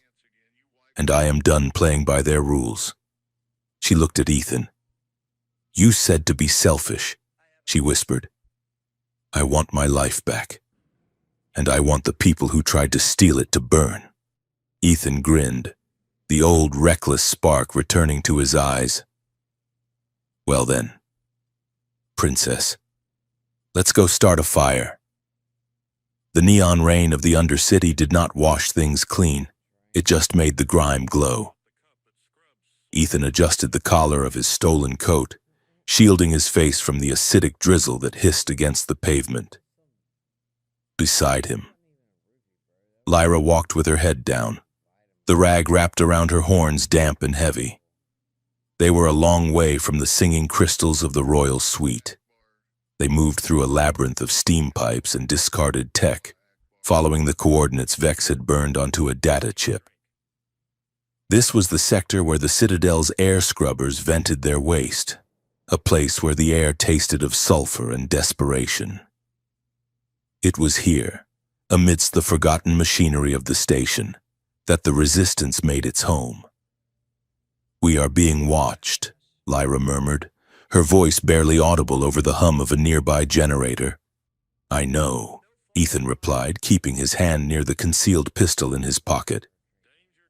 "Just keep walking. Look like you belong here." "I am a princess of the blood," Lyra whispered back, a trace of her old haughtiness cutting through the fear. I do not belong in a sewer. You are a fugitive, Ethan corrected gently. And right now, the sewer is the safest place in the galaxy. They reached a heavy blast door painted with a fading hazard symbol. Ethan knocked a specific rhythm, 2 sharp raps, a pause, 3 rapid strikes. A scanner beam swept over them, red and angry, before the door groaned open. The room beyond was a cavernous, decommissioned fusion chamber, lit by floodlights rigged to portable batteries. It was filled with crates of supplies, dismantled weapons, and people. There were humans in worn flight suits, Zephyrian defectors with their tattoos burned off, and hulking Krell laborers who had tired of the endless toil. A hush fell over the room as they entered. A woman with a cybernetic eye and a scar running from lip to ear stepped forward. She held a heavy pulse rifle with casual familiarity. This was Kale, a former Alliance commander who had vanished after the border wars. You have a lot of nerve coming here, Vance, Kale said, her voice like gravel. The bounty on your head is high enough to buy this entire sector. We need a ship, Ethan said, stepping in front of Lyra. A fast one. We are not a taxi service for traitors. Kale spat. The news says you sold out Earth. They say you are trying to start a war. The news is a lie written by the people who want that war, Ethan said, holding up the data chip Vex had given him. We have proof. Admiral Halloway and Lord Davil are working together. They are going to assassinate the princess at the summit in 2 days. Murmurs rippled through the gathered crowd. Assassinate a royal? A Zephyrian deserter scoffed. Davil is ambitious, but he is not a kinslayer. But he is if the profit margins are high enough, Lyra said. She stepped out from behind Ethan, slowly, deliberately. She unwound the rag from her head. Her silver hair tumbled down, catching the harsh light of the flood lamps. Her horns, though dull from the grease, swept back with undeniable grace. She looked around the room, meeting the eyes of every hardened criminal and soldier there. I am Lyra Catharin, she said, her voice ringing clear and authoritative, filling the industrial space. And I tell you that my cousin has sold our people for a percentage of a weapons contract. He intends to murder me to ignite a conflict that will burn your worlds to ash. The silence was absolute, seeing her here, in the filth of the underlevels. Stripped of her finery but retaining her dignity, shifted the gravity of the room. Kale lowered her rifle slowly. The first daughter, she muttered. Down here with the rats, and if you help us, Lyra said, I swear by the twin suns that I will end this. I will rewrite the treaties. I will make sure no more of your sons and daughters die for a lie. Kale looked at Lyra, then at Ethan. She took the data chip from Ethan's hand and slotted it into a reader. She watched the scrolling text, her cybernetic eye whirring as it processed the logistics, the troop movements, the casualty projections. Her face hardened. It is a false flag, Kale announced to the room. They are going to frame the resistance. They are going to blame us for the hit. The mood in the room shifted from suspicion to anger. We have a ship, Kale said, turning back to them. It is a prototype, the Silent Wraith. We stole it from a blockade runner last month. It has an experimental phase cloak, but the stabilizers are shot and the nav computer has a personality disorder. Does it fly? Ethan asked. It flies fast. Kale grinned, revealing a gold tooth. But getting you out of the gravity well is going to be the hard part. The patrol grid is tight. I can fly it, Ethan said. Just get us to the hangar. The escape was a blur of adrenaline and near misses. The Silent Wraith lived up to its name, a jagged wedge of matte black composite that looked more like a shrapnel fragment than a vessel. Ethan slammed the throttle forward and the ship screamed out of the hidden docking bay, skimming the underside of the Citadel's habitat ring. Automated defense drones swarmed, their sensors sweeping the dark. "Engaging cloak!" Ethan shouted, his fingers flying across the unfamiliar controls. The ship shuddered as the phase field activated. The stars outside the viewport warped, bending into streaks of indigo and violet. The drone sensors swept right over them, registering nothing but empty space. "We are clear." Ethan exhaled, slumping back in the pilot's seat. Next stop, Zephyrian Prime. The journey to the capital world would take 12 hours at maximum burn. Once the ship was steady in the slipstream, the tension of the escape began to bleed away, replaced by the heavy, suffocating reality of what they were about to do. Lyra paced the small cockpit, her arms crossed tight against her chest. "If we fail," she said, staring into the vortex of hyperspace, "my father will die believing I betrayed him. He will die thinking his daughter was a traitor who tried to usurp his throne." "And if we succeed," Ethan countered, swiveling his chair to face her, "we destroy the credibility of the entire High Council. We expose the rot at the heart of the Alliance. They won't thank us. Lyra, they will hate us for showing them the truth." "I do not care if they hate me," Lyra said fiercely, "but I cannot bear the thought of my father looking at me with that disappointment, that shame." Ethan stood up and walked over to her. He placed his hands on her shoulders, grounding her. "He won't," Ethan said. "When he sees the truth, he will know. You are fighting for the Empire, Lyra. You are fighting for its soul." Lyra looked up at him, her eyes searching his face. "And what about you, Ethan? You are fighting against your own people, the Admiral. He represents Earth. He represents the worst of Earth," Ethan said. "The greed, the manipulation. I am fighting for the guys back on Titan who just want to do their shift and go home to their families without getting vaporized in a border skirmish. That is my loyalty." They held each other's gaze, the bond between them strengthening in the face of the impossible odds. "We are really doing this," Lyra whispered. "We are going to crash the summit." "We are," Ethan said. Together.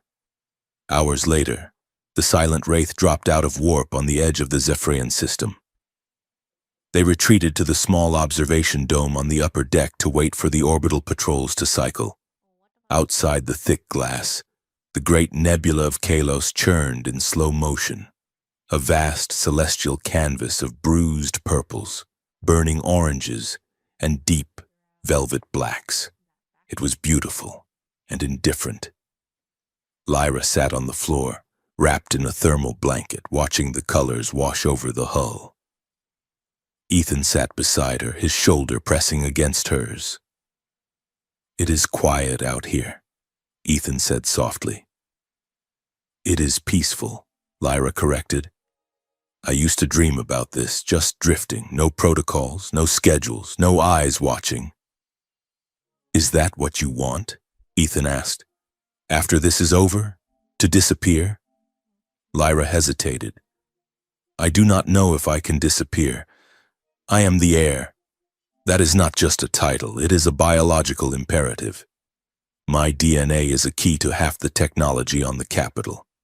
But I used to think home was the palace, the spires, the history." She turned to look at him. "Now, I think home is not a place."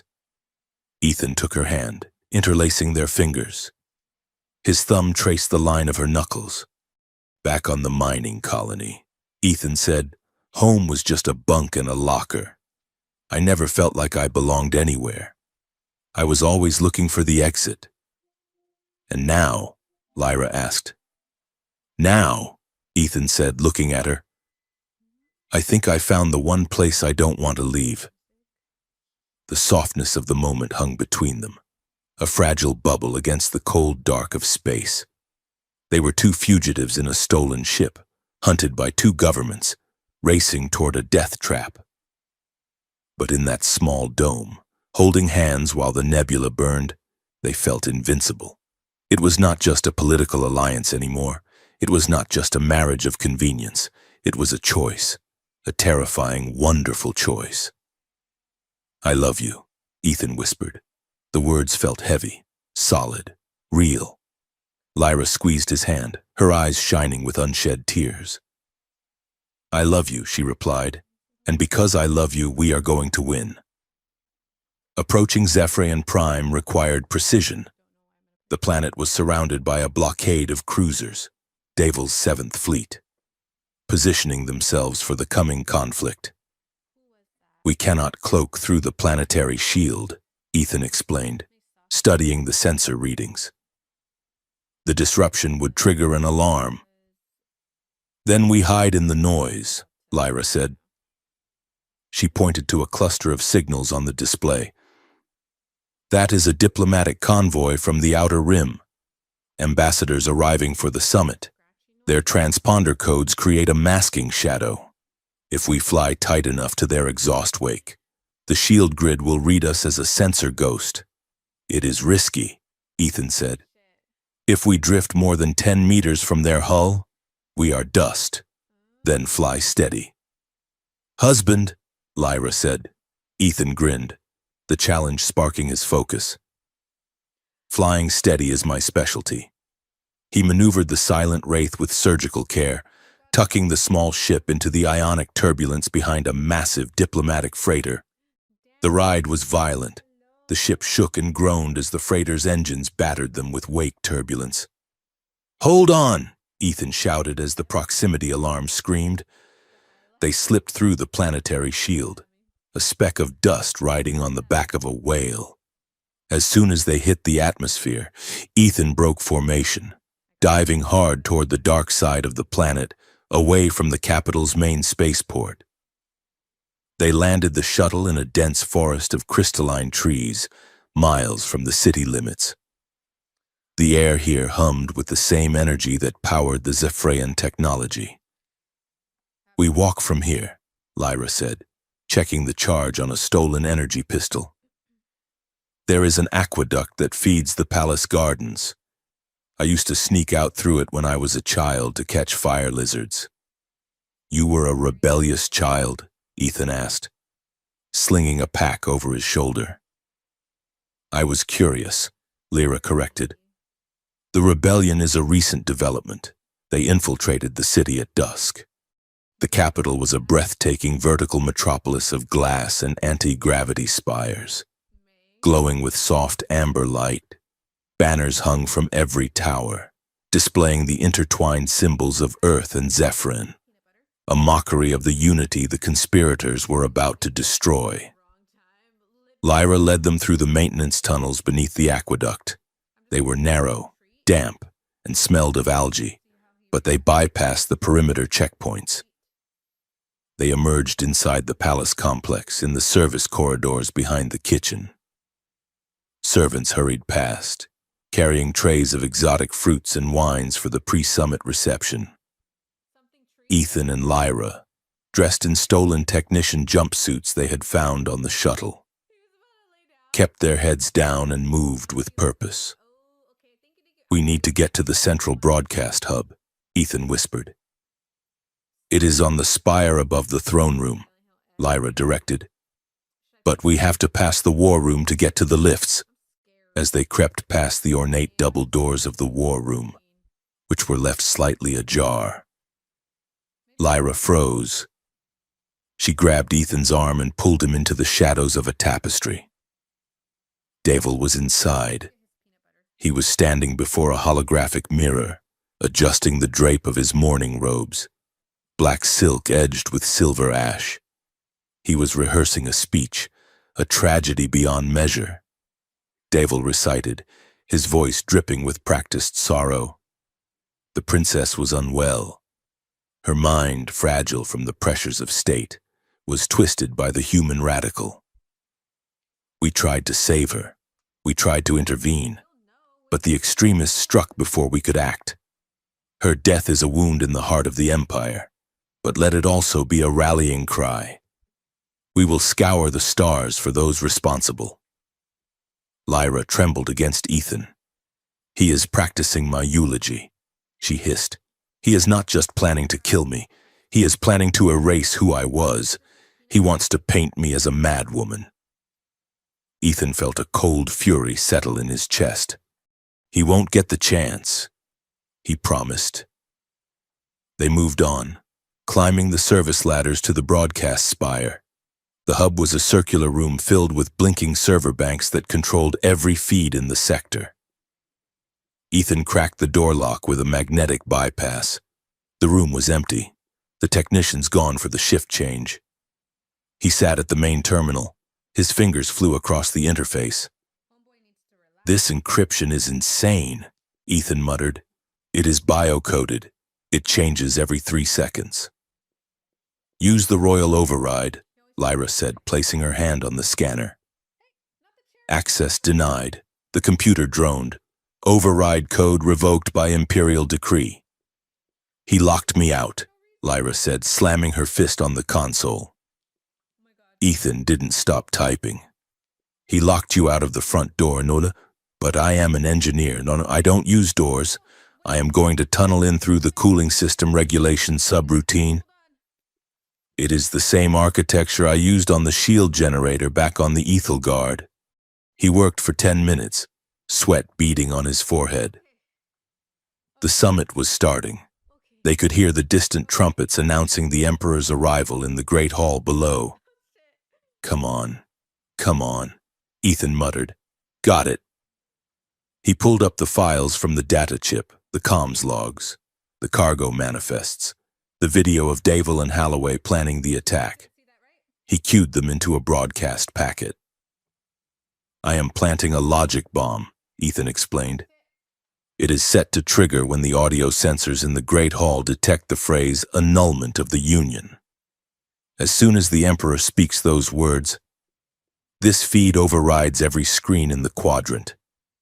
It is ready? Lyra asked. It is ready, Ethan said.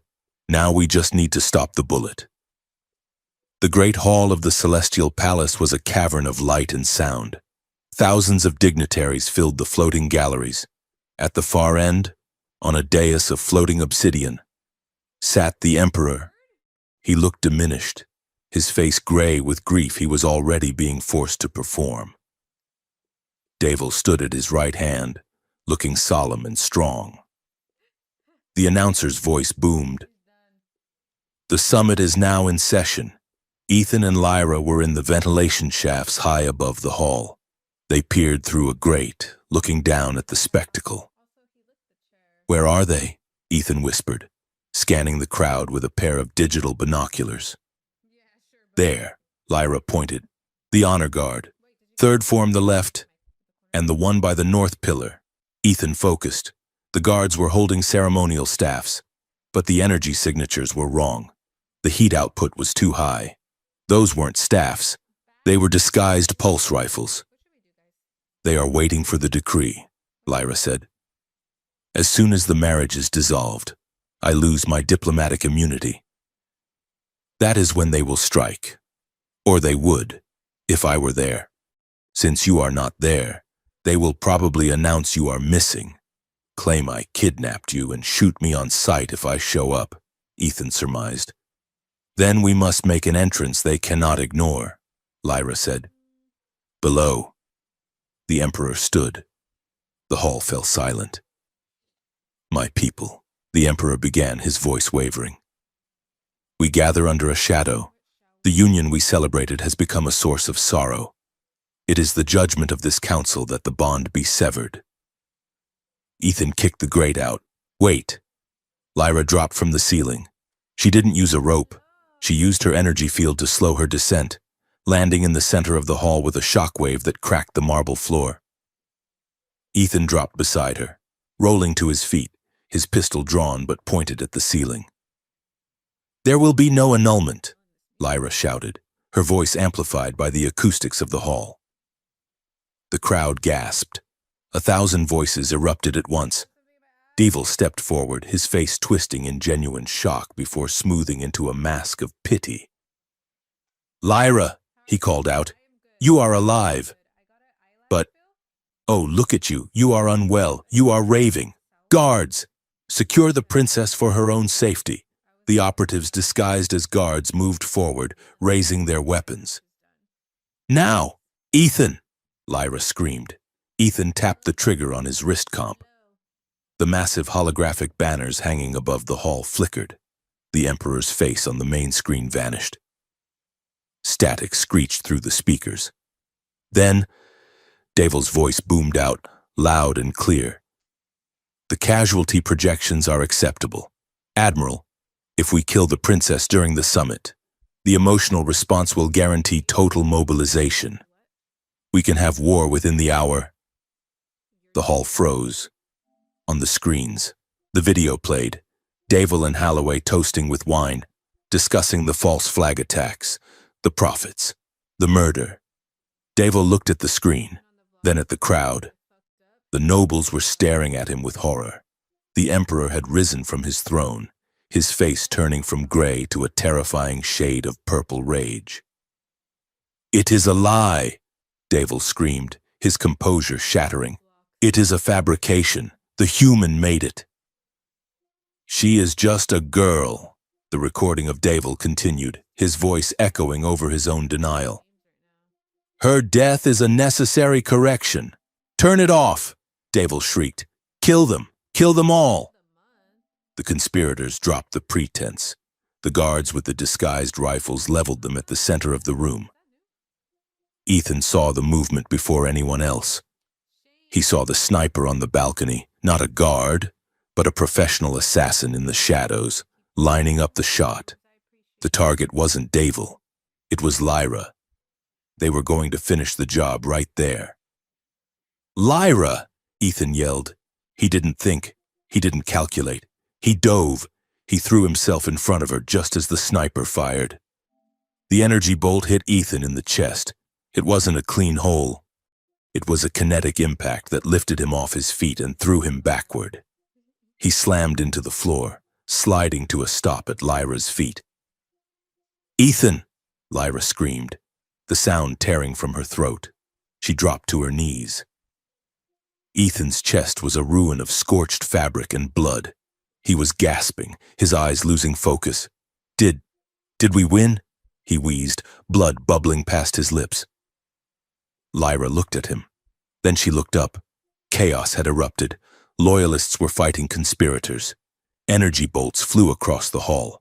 Devil was drawing his own sword, advancing on them with a look of pure, murderous desperation. Something inside Lyra broke. Or perhaps something woke up. She stood. She didn't look at Devil. She didn't look at the Emperor. She looked at the blood on her hands, Ethan's blood. She felt the hum of the citadel. She felt the energy of the crystals, the reactor core miles below, the static in the air. She reached out and grabbed it all. "Stop," she said. She didn't shout. She didn't have to. She unleashed the forbidden surge. A wave of pure, blinding white energy exploded from her body. It wasn't just light. It was force. It rippled through the great hall, knocking every combatant to the ground. It slammed Devil against the obsidian throne. It hit the energy bolts mid-air and disintegrated them. The weapons in the hands of the traitors grew red-hot, forcing them to drop them. The floating banners froze in place. For a moment, gravity itself seemed to bow to her. Lyra stood in the center of the devastation, her hair floating in a halo of power, her tattoos burning with a light so intense it was painful to look at. She was not a princess anymore. She was a conduit for the primal energy of her world, a power that was supposed to be a myth, a power that made her more than an heir. It made her a god. She looked at Devil, who was cowering on the floor, terrified by the monster he had awakened. "You wanted a correction. Cousin?" Lyra said, her voice echoing with harmonic distortion. Here it is. She collapsed the field. The energy vanished as quickly as it had come. Lyra fell to her knees beside Ethan, ignoring the stunned silence of the galaxy watching her. She placed her glowing hands on his chest. "Stay with me," she commanded, her voice breaking into a sob. "You chose me. You do not get to leave now. Stay with me." The silence that followed the energy surge was heavier than the battle itself. In the great hall of the Celestial Palace, the air still tasted of ozone and burnt silk. The floating obsidian throne was cracked down the center, a jagged fissure that mirrored the fracture in the Zephyrian political order. Deathworld did not fight when his own guards hauled him to his feet. He looked small, stripped of his arrogance, staring blankly at the cousin he had tried to erase. The energy surge Lyra had unleashed had done more than disarm the room. It had stripped away the illusion of Deathworld's inevitability. He was not the strong man who would save the Empire. He was just a man who had tried to murder his kin for a percentage of a weapons contract. "Take him," the Emperor whispered. His voice was weak, but it carried the weight of absolute finality. As Deathworld was dragged away, his boots scraping against the marble, the massive holographic screens above the hall flickered back to life. But it was not Deathworld's propaganda feed anymore. It was a live transmission from the edge of the system. Alliance interceptors had run down the Admiral's stealth shuttle before it could jump to warp. The feed showed Admiral Halloway, strapped into a chair in the brig of a Zephyrian cruiser. He looked disheveled, his uniform torn, the confident patriarch replaced by a sweating, terrified opportunist. Under interrogation, he broke. He spilled everything, the bank accounts, the encrypted channels, the specific promises of territory he had made to Deathworld. He confessed to the pirate attacks. He confessed to the hacking of the selection wheel. The galaxy watched, in orbital stations and mining colonies, in high-spire penthouses and low-city bars. People stared at the screens. The narrative of inevitable war dissolved, replaced by the ugly, banal truth of greed. But Lyra did not watch the screens. She did not watch her cousin being marched out in irons. She was on her knees in the center of the hall, her hands pressed against Ethan's chest. "Medical!" she screamed, her voice cracking. "Get a trauma team!" "Now!" Ethan was pale, his skin turning a translucent gray as shock set in. The sniper's bolt had cauterized the entry wound, but the kinetic impact had shattered his ribs and collapsed a lung. He was drowning in his own blood, his breath coming in shallow, wet rasps. He looked up at her, his eyes unfocused. "Hey," he whispered, a bubble of blood forming on his lips. Did we crash the party?" "You crashed it," Lyra sobbed, tearing a strip from her ruined ceremonial gown to press against the wound. "You crashed it perfectly. Just hold on. Ethan, do not you dare close your eyes." He tried to smile, but his eyes rolled back, his head lolled to the side. "No!" Lyra roared. The trauma team arrived in a swarm of anti-grav stretchers and hovering medical drones. They pushed Lyra back, surrounding Ethan in a field of stasis light. She tried to follow, but a hand grasped her arm. It was a general of the Imperial Guard, a towering figure in gold armor. "Highness," the general said gently but firmly. "The council is in chaos. The Emperor has collapsed. You must address the court. You must stabilize the situation." Lyra looked at the general. Her eyes were still glowing with the fading embers of the forbidden surge. "The situation can burn," she snarled. She ripped her arm free and ran after the stretcher. The Royal Medical Ward was a place of silence and soft, blue light. It was less a hospital and more a cathedral of biology, where Zephyrian science wove flesh and bone back together with the precision of a loom. Ethan floated in a tank of translucent amber gel. Nanites swirled around his chest like a cloud of gold dust, knitting torn tissue and fusing shattered bone.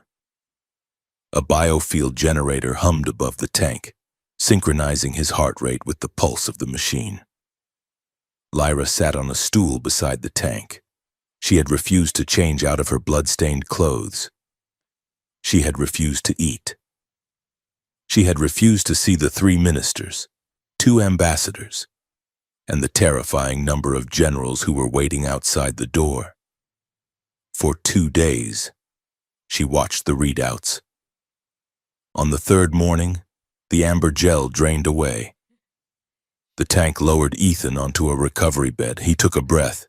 It was deep, clear, and without the rattle of fluid. His eyelids fluttered. He groaned, shifting his weight. Lyra leaned forward, gripping the railing of the bed until her knuckles turned white. "Ethan," she whispered.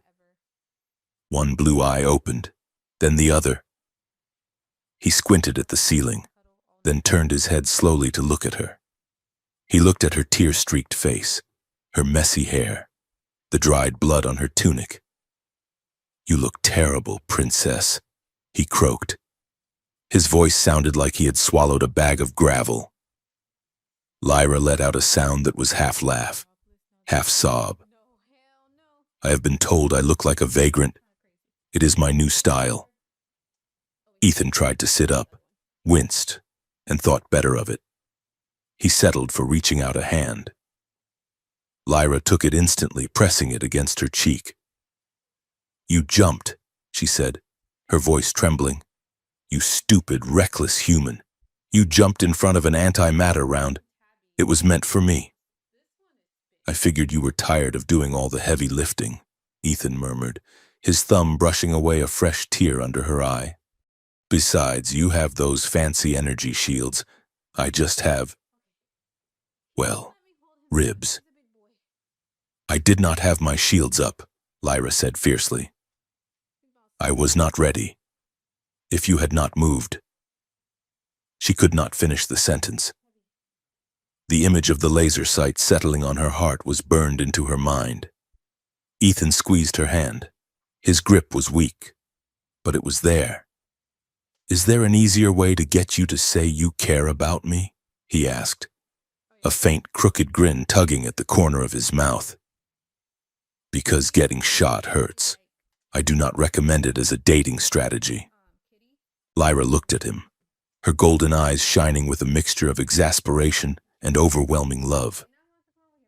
"You are impossible," she whispered. "I am alive," he countered softly. "And so are you. That is the only stat that matters." She leaned down and kissed him. It was gentle, careful not to disturb the healing fields, but it carried all the relief of a woman who had stood on the edge of the abyss and been pulled back. The summons came an hour later. The Emperor requested the presence of the first daughter. Lyra left Ethan sleeping, guarded by Kale and a squad of resistance fighters she trusted more than the palace guard. She washed the blood from her face, put on a fresh uniform, not a gown, but a military-style tunic, and marched to the solar chamber. Her father was sitting in his chair by the window, staring out at the capital. The city was calm, but the scars of the panic were visible, smoke rising from a few riots in the lower districts, patrols flying in tight formation. He looked old. The events of the summit seemed to have aged him a century in a few days.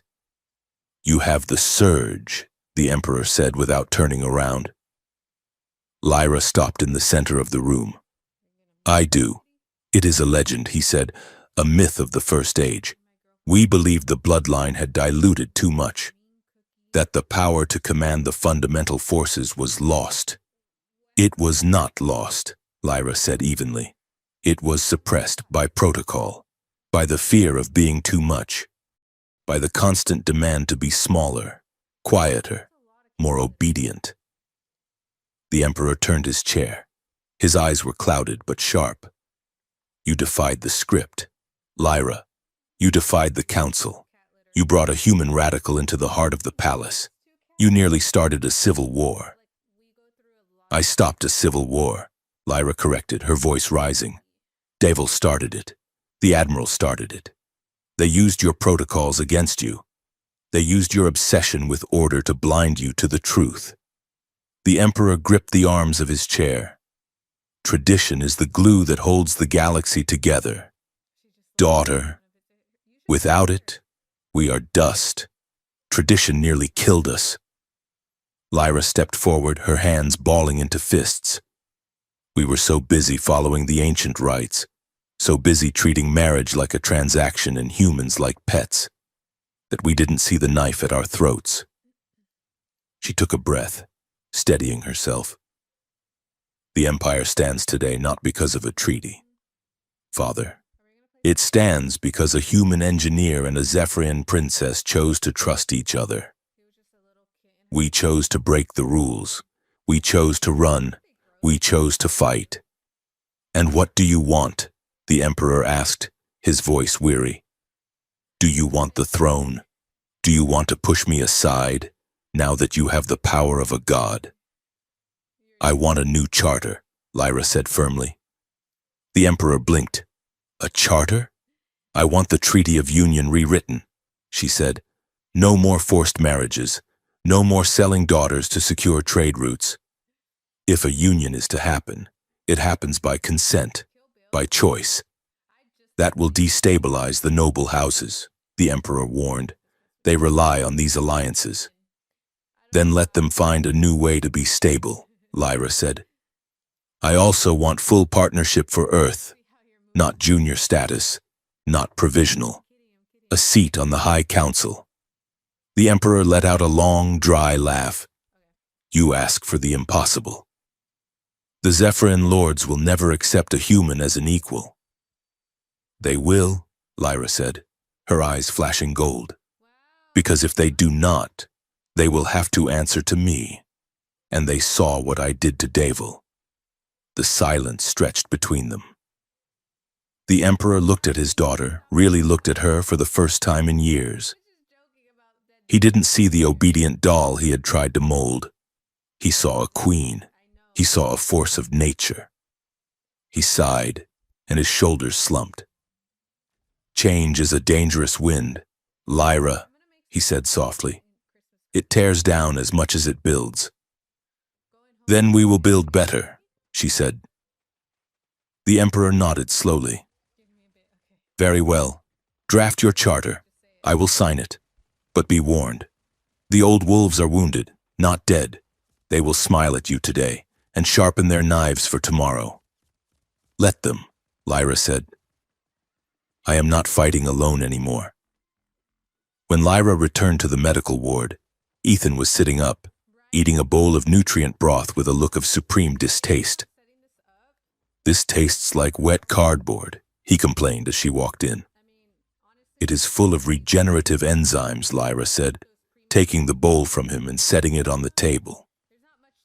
She sat on the edge of the bed. She looked lighter, as if a heavy cloak had been lifted from her shoulders.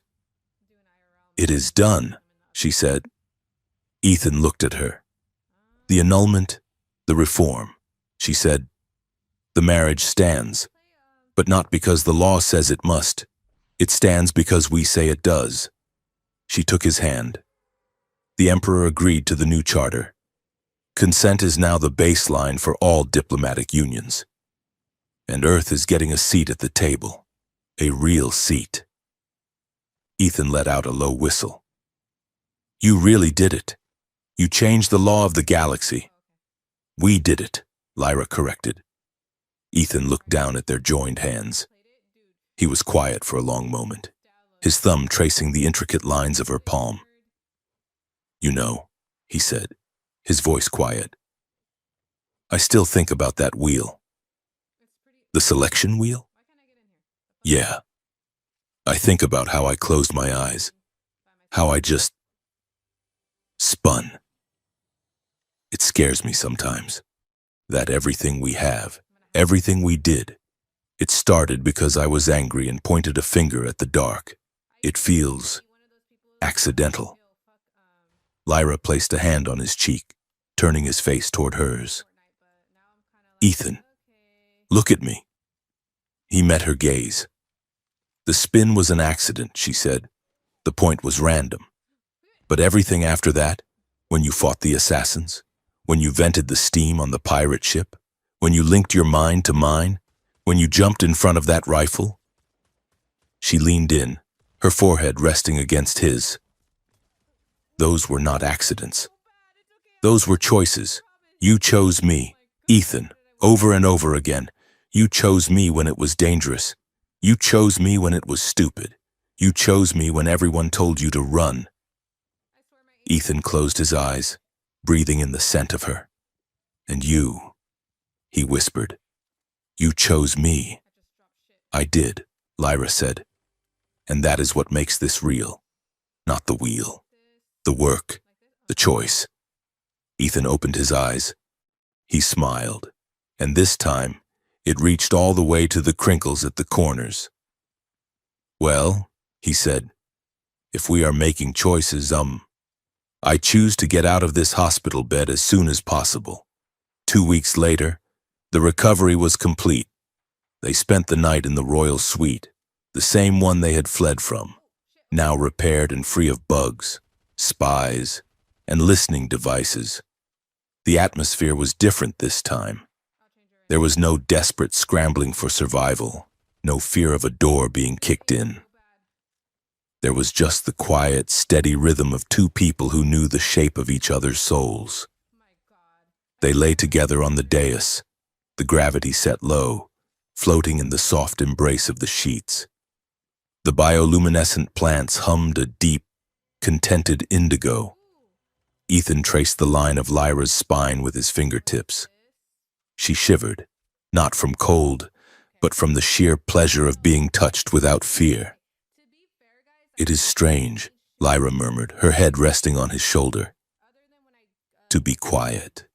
I have lived my life in a hurricane. I do not know what to do with the calm. You will get used to it, Ethan said. We can get hobbies. I can teach you how to fix a combustion engine. Lyra laughed softly. I think I will stick to governing. Thank you. You can keep your grease. They didn't need to speak much. The intimacy was in the silence. It was in the way Ethan pulled the blanket up over her shoulder. It was in the way Lyra's breathing synced with his. It was the profound relief of safety, the knowledge that they could close their eyes and wake up in the same world, on the same side. They made love slowly, without the frantic urgency of their first time. It was a celebration of survival, a claiming of the future they had fought for. There was no shame, no hiding, just the honest, unfiltered connection that had saved the Empire. The galaxy did not change overnight, but the cracks in the old order were letting in the light. A montage of images flashed across the news feeds over the next few months. A Zephyrian noblewoman standing proudly beside a Krell engineer. Their hands clasped, announcing their betrothal not by arrangement but by intent. A peace treaty being signed on the border of the neutral zone, with human and alien delegates sitting on the same side of the table, sharing drinks instead of insults. A memorial garden being dedicated in the capital. A statue of glass and steel depicting a human and a Zephyrian standing back to back, holding up a collapsing sky. And amidst the grand changes there was the absurdity of daily life. Ethan, now officially recognized as consort designate, found himself navigating the labyrinth of court protocol with varying degrees of success. One afternoon, he was walking through the Hall of Ancestors, looking for the kitchen, when he leaned against a decorative pedestal to tie his boot. He didn't realize the pedestal was actually the scepter of seasonal flow. A palace drone immediately descended, blaring trumpets. All hail Consort Vance, the AI boomed. You have grasped the scepter of the reins by ancient law. You are now the regent of waste management and hydrosanitation for the lunar cycle. Ethan froze, one lace tied. Wait, what? Lyra found him an hour later in a small council room, surrounded by very serious-looking bureaucrats holding diagrams of sewage pipes. "We have a blockage in Sector 4, my lord," a bureaucrat said gravely. "The sludge density is critical." Ethan rubbed his temples. "Okay, reroute the flow to the secondary filtration unit and increase the pressure by 10%. And someone get me a coffee." Lyra leaned against the doorframe, shaking with silent laughter. Tears streamed down her face. "My Lord Regent," she teased, bowing dramatically. "The sewers await your command." "Laugh it up, princess," Ethan grumbled, pointing a stylus at her. "But remember, if the toilets back up in the royal suite, I am the only one with the clearance to fix them now." Lyra laughed so hard she had to sit down. It was a good sound, a sound that filled the palace with life. 6 months after the summit, they stood on the highest balcony of the celestial palace. The twin suns were setting, casting the city in a wash of gold and violet. The wind was warm, carrying the scent of blooming night flowers. Ethan wore a new uniform, a blend of Terran practical and Zephyrin formal. Lyra wore a simple gown of white silk, her hair loose, her tattoos humming softly. They looked out at the landing pads below. A new ship was waiting there. It wasn't a warship, and it wasn't a diplomatic cruiser. It was an explorer, the Horizon. "The council offered us the commission this morning," Lyra said, watching the ship. "A joint task force, humans and Zephyrian, crewing together. Our mission is to map the unknown regions beyond the veil. To go where the maps stop," Ethan said. Lyra nodded. "No politics, no cameras, no assassins, just the stars and the ship." Ethan leaned his elbows on the railing. "It sounds dangerous, extremely." Lyra agreed. "It sounds unpredictable, completely." Ethan grinned.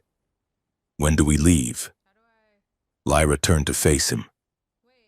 She rested her hip against the railing, studying his face, the scars from the mines, the laugh lines around his eyes, the way he looked at her like she was the only sun in the sky. "Ethan," she said, her voice turning serious, though a playful light danced in her eyes. "Yeah?" "If we were back in that chamber," she said, "if the wheel was spinning, if there were no cameras, no treaties, no threat of war, if you were just a man and I was just a woman." She paused, tilting her head. "Would you still point at me?" Ethan didn't hesitate. He didn't blink. He pushed off the railing and stepped into her space, wrapping his arms around her waist and pulling her flush against him. "No," he said softly. "I wouldn't point randomly at all." Lyra raised an eyebrow. "Oh?" Ethan smiled, a genuine, unguarded smile that belonged only to her. "I would walk straight to you," he said. "I would push past the guards. I would ignore the blue girl and the bird lady, and I would walk right up to you." "And then what?" Lyra whispered. "And then I would ask you if you wanted to get out of there and go find some trouble." Lyra smiled, pulling him down for a kiss. "I think I would like that," she said against his lips. They broke apart, hands clasped. They turned toward the lift that would take them down to the landing pad, down to the horizon, down to the future. They were not the random engineer and the accidental princess anymore. They were partners. They were the architects of their own destiny. "Ready?" Ethan asked. The door to the lift sliding open. Lyra squeezed his hand. "Ready." They stepped forward together, leaving the palace behind, bound for the stars and whatever waited in the dark beyond.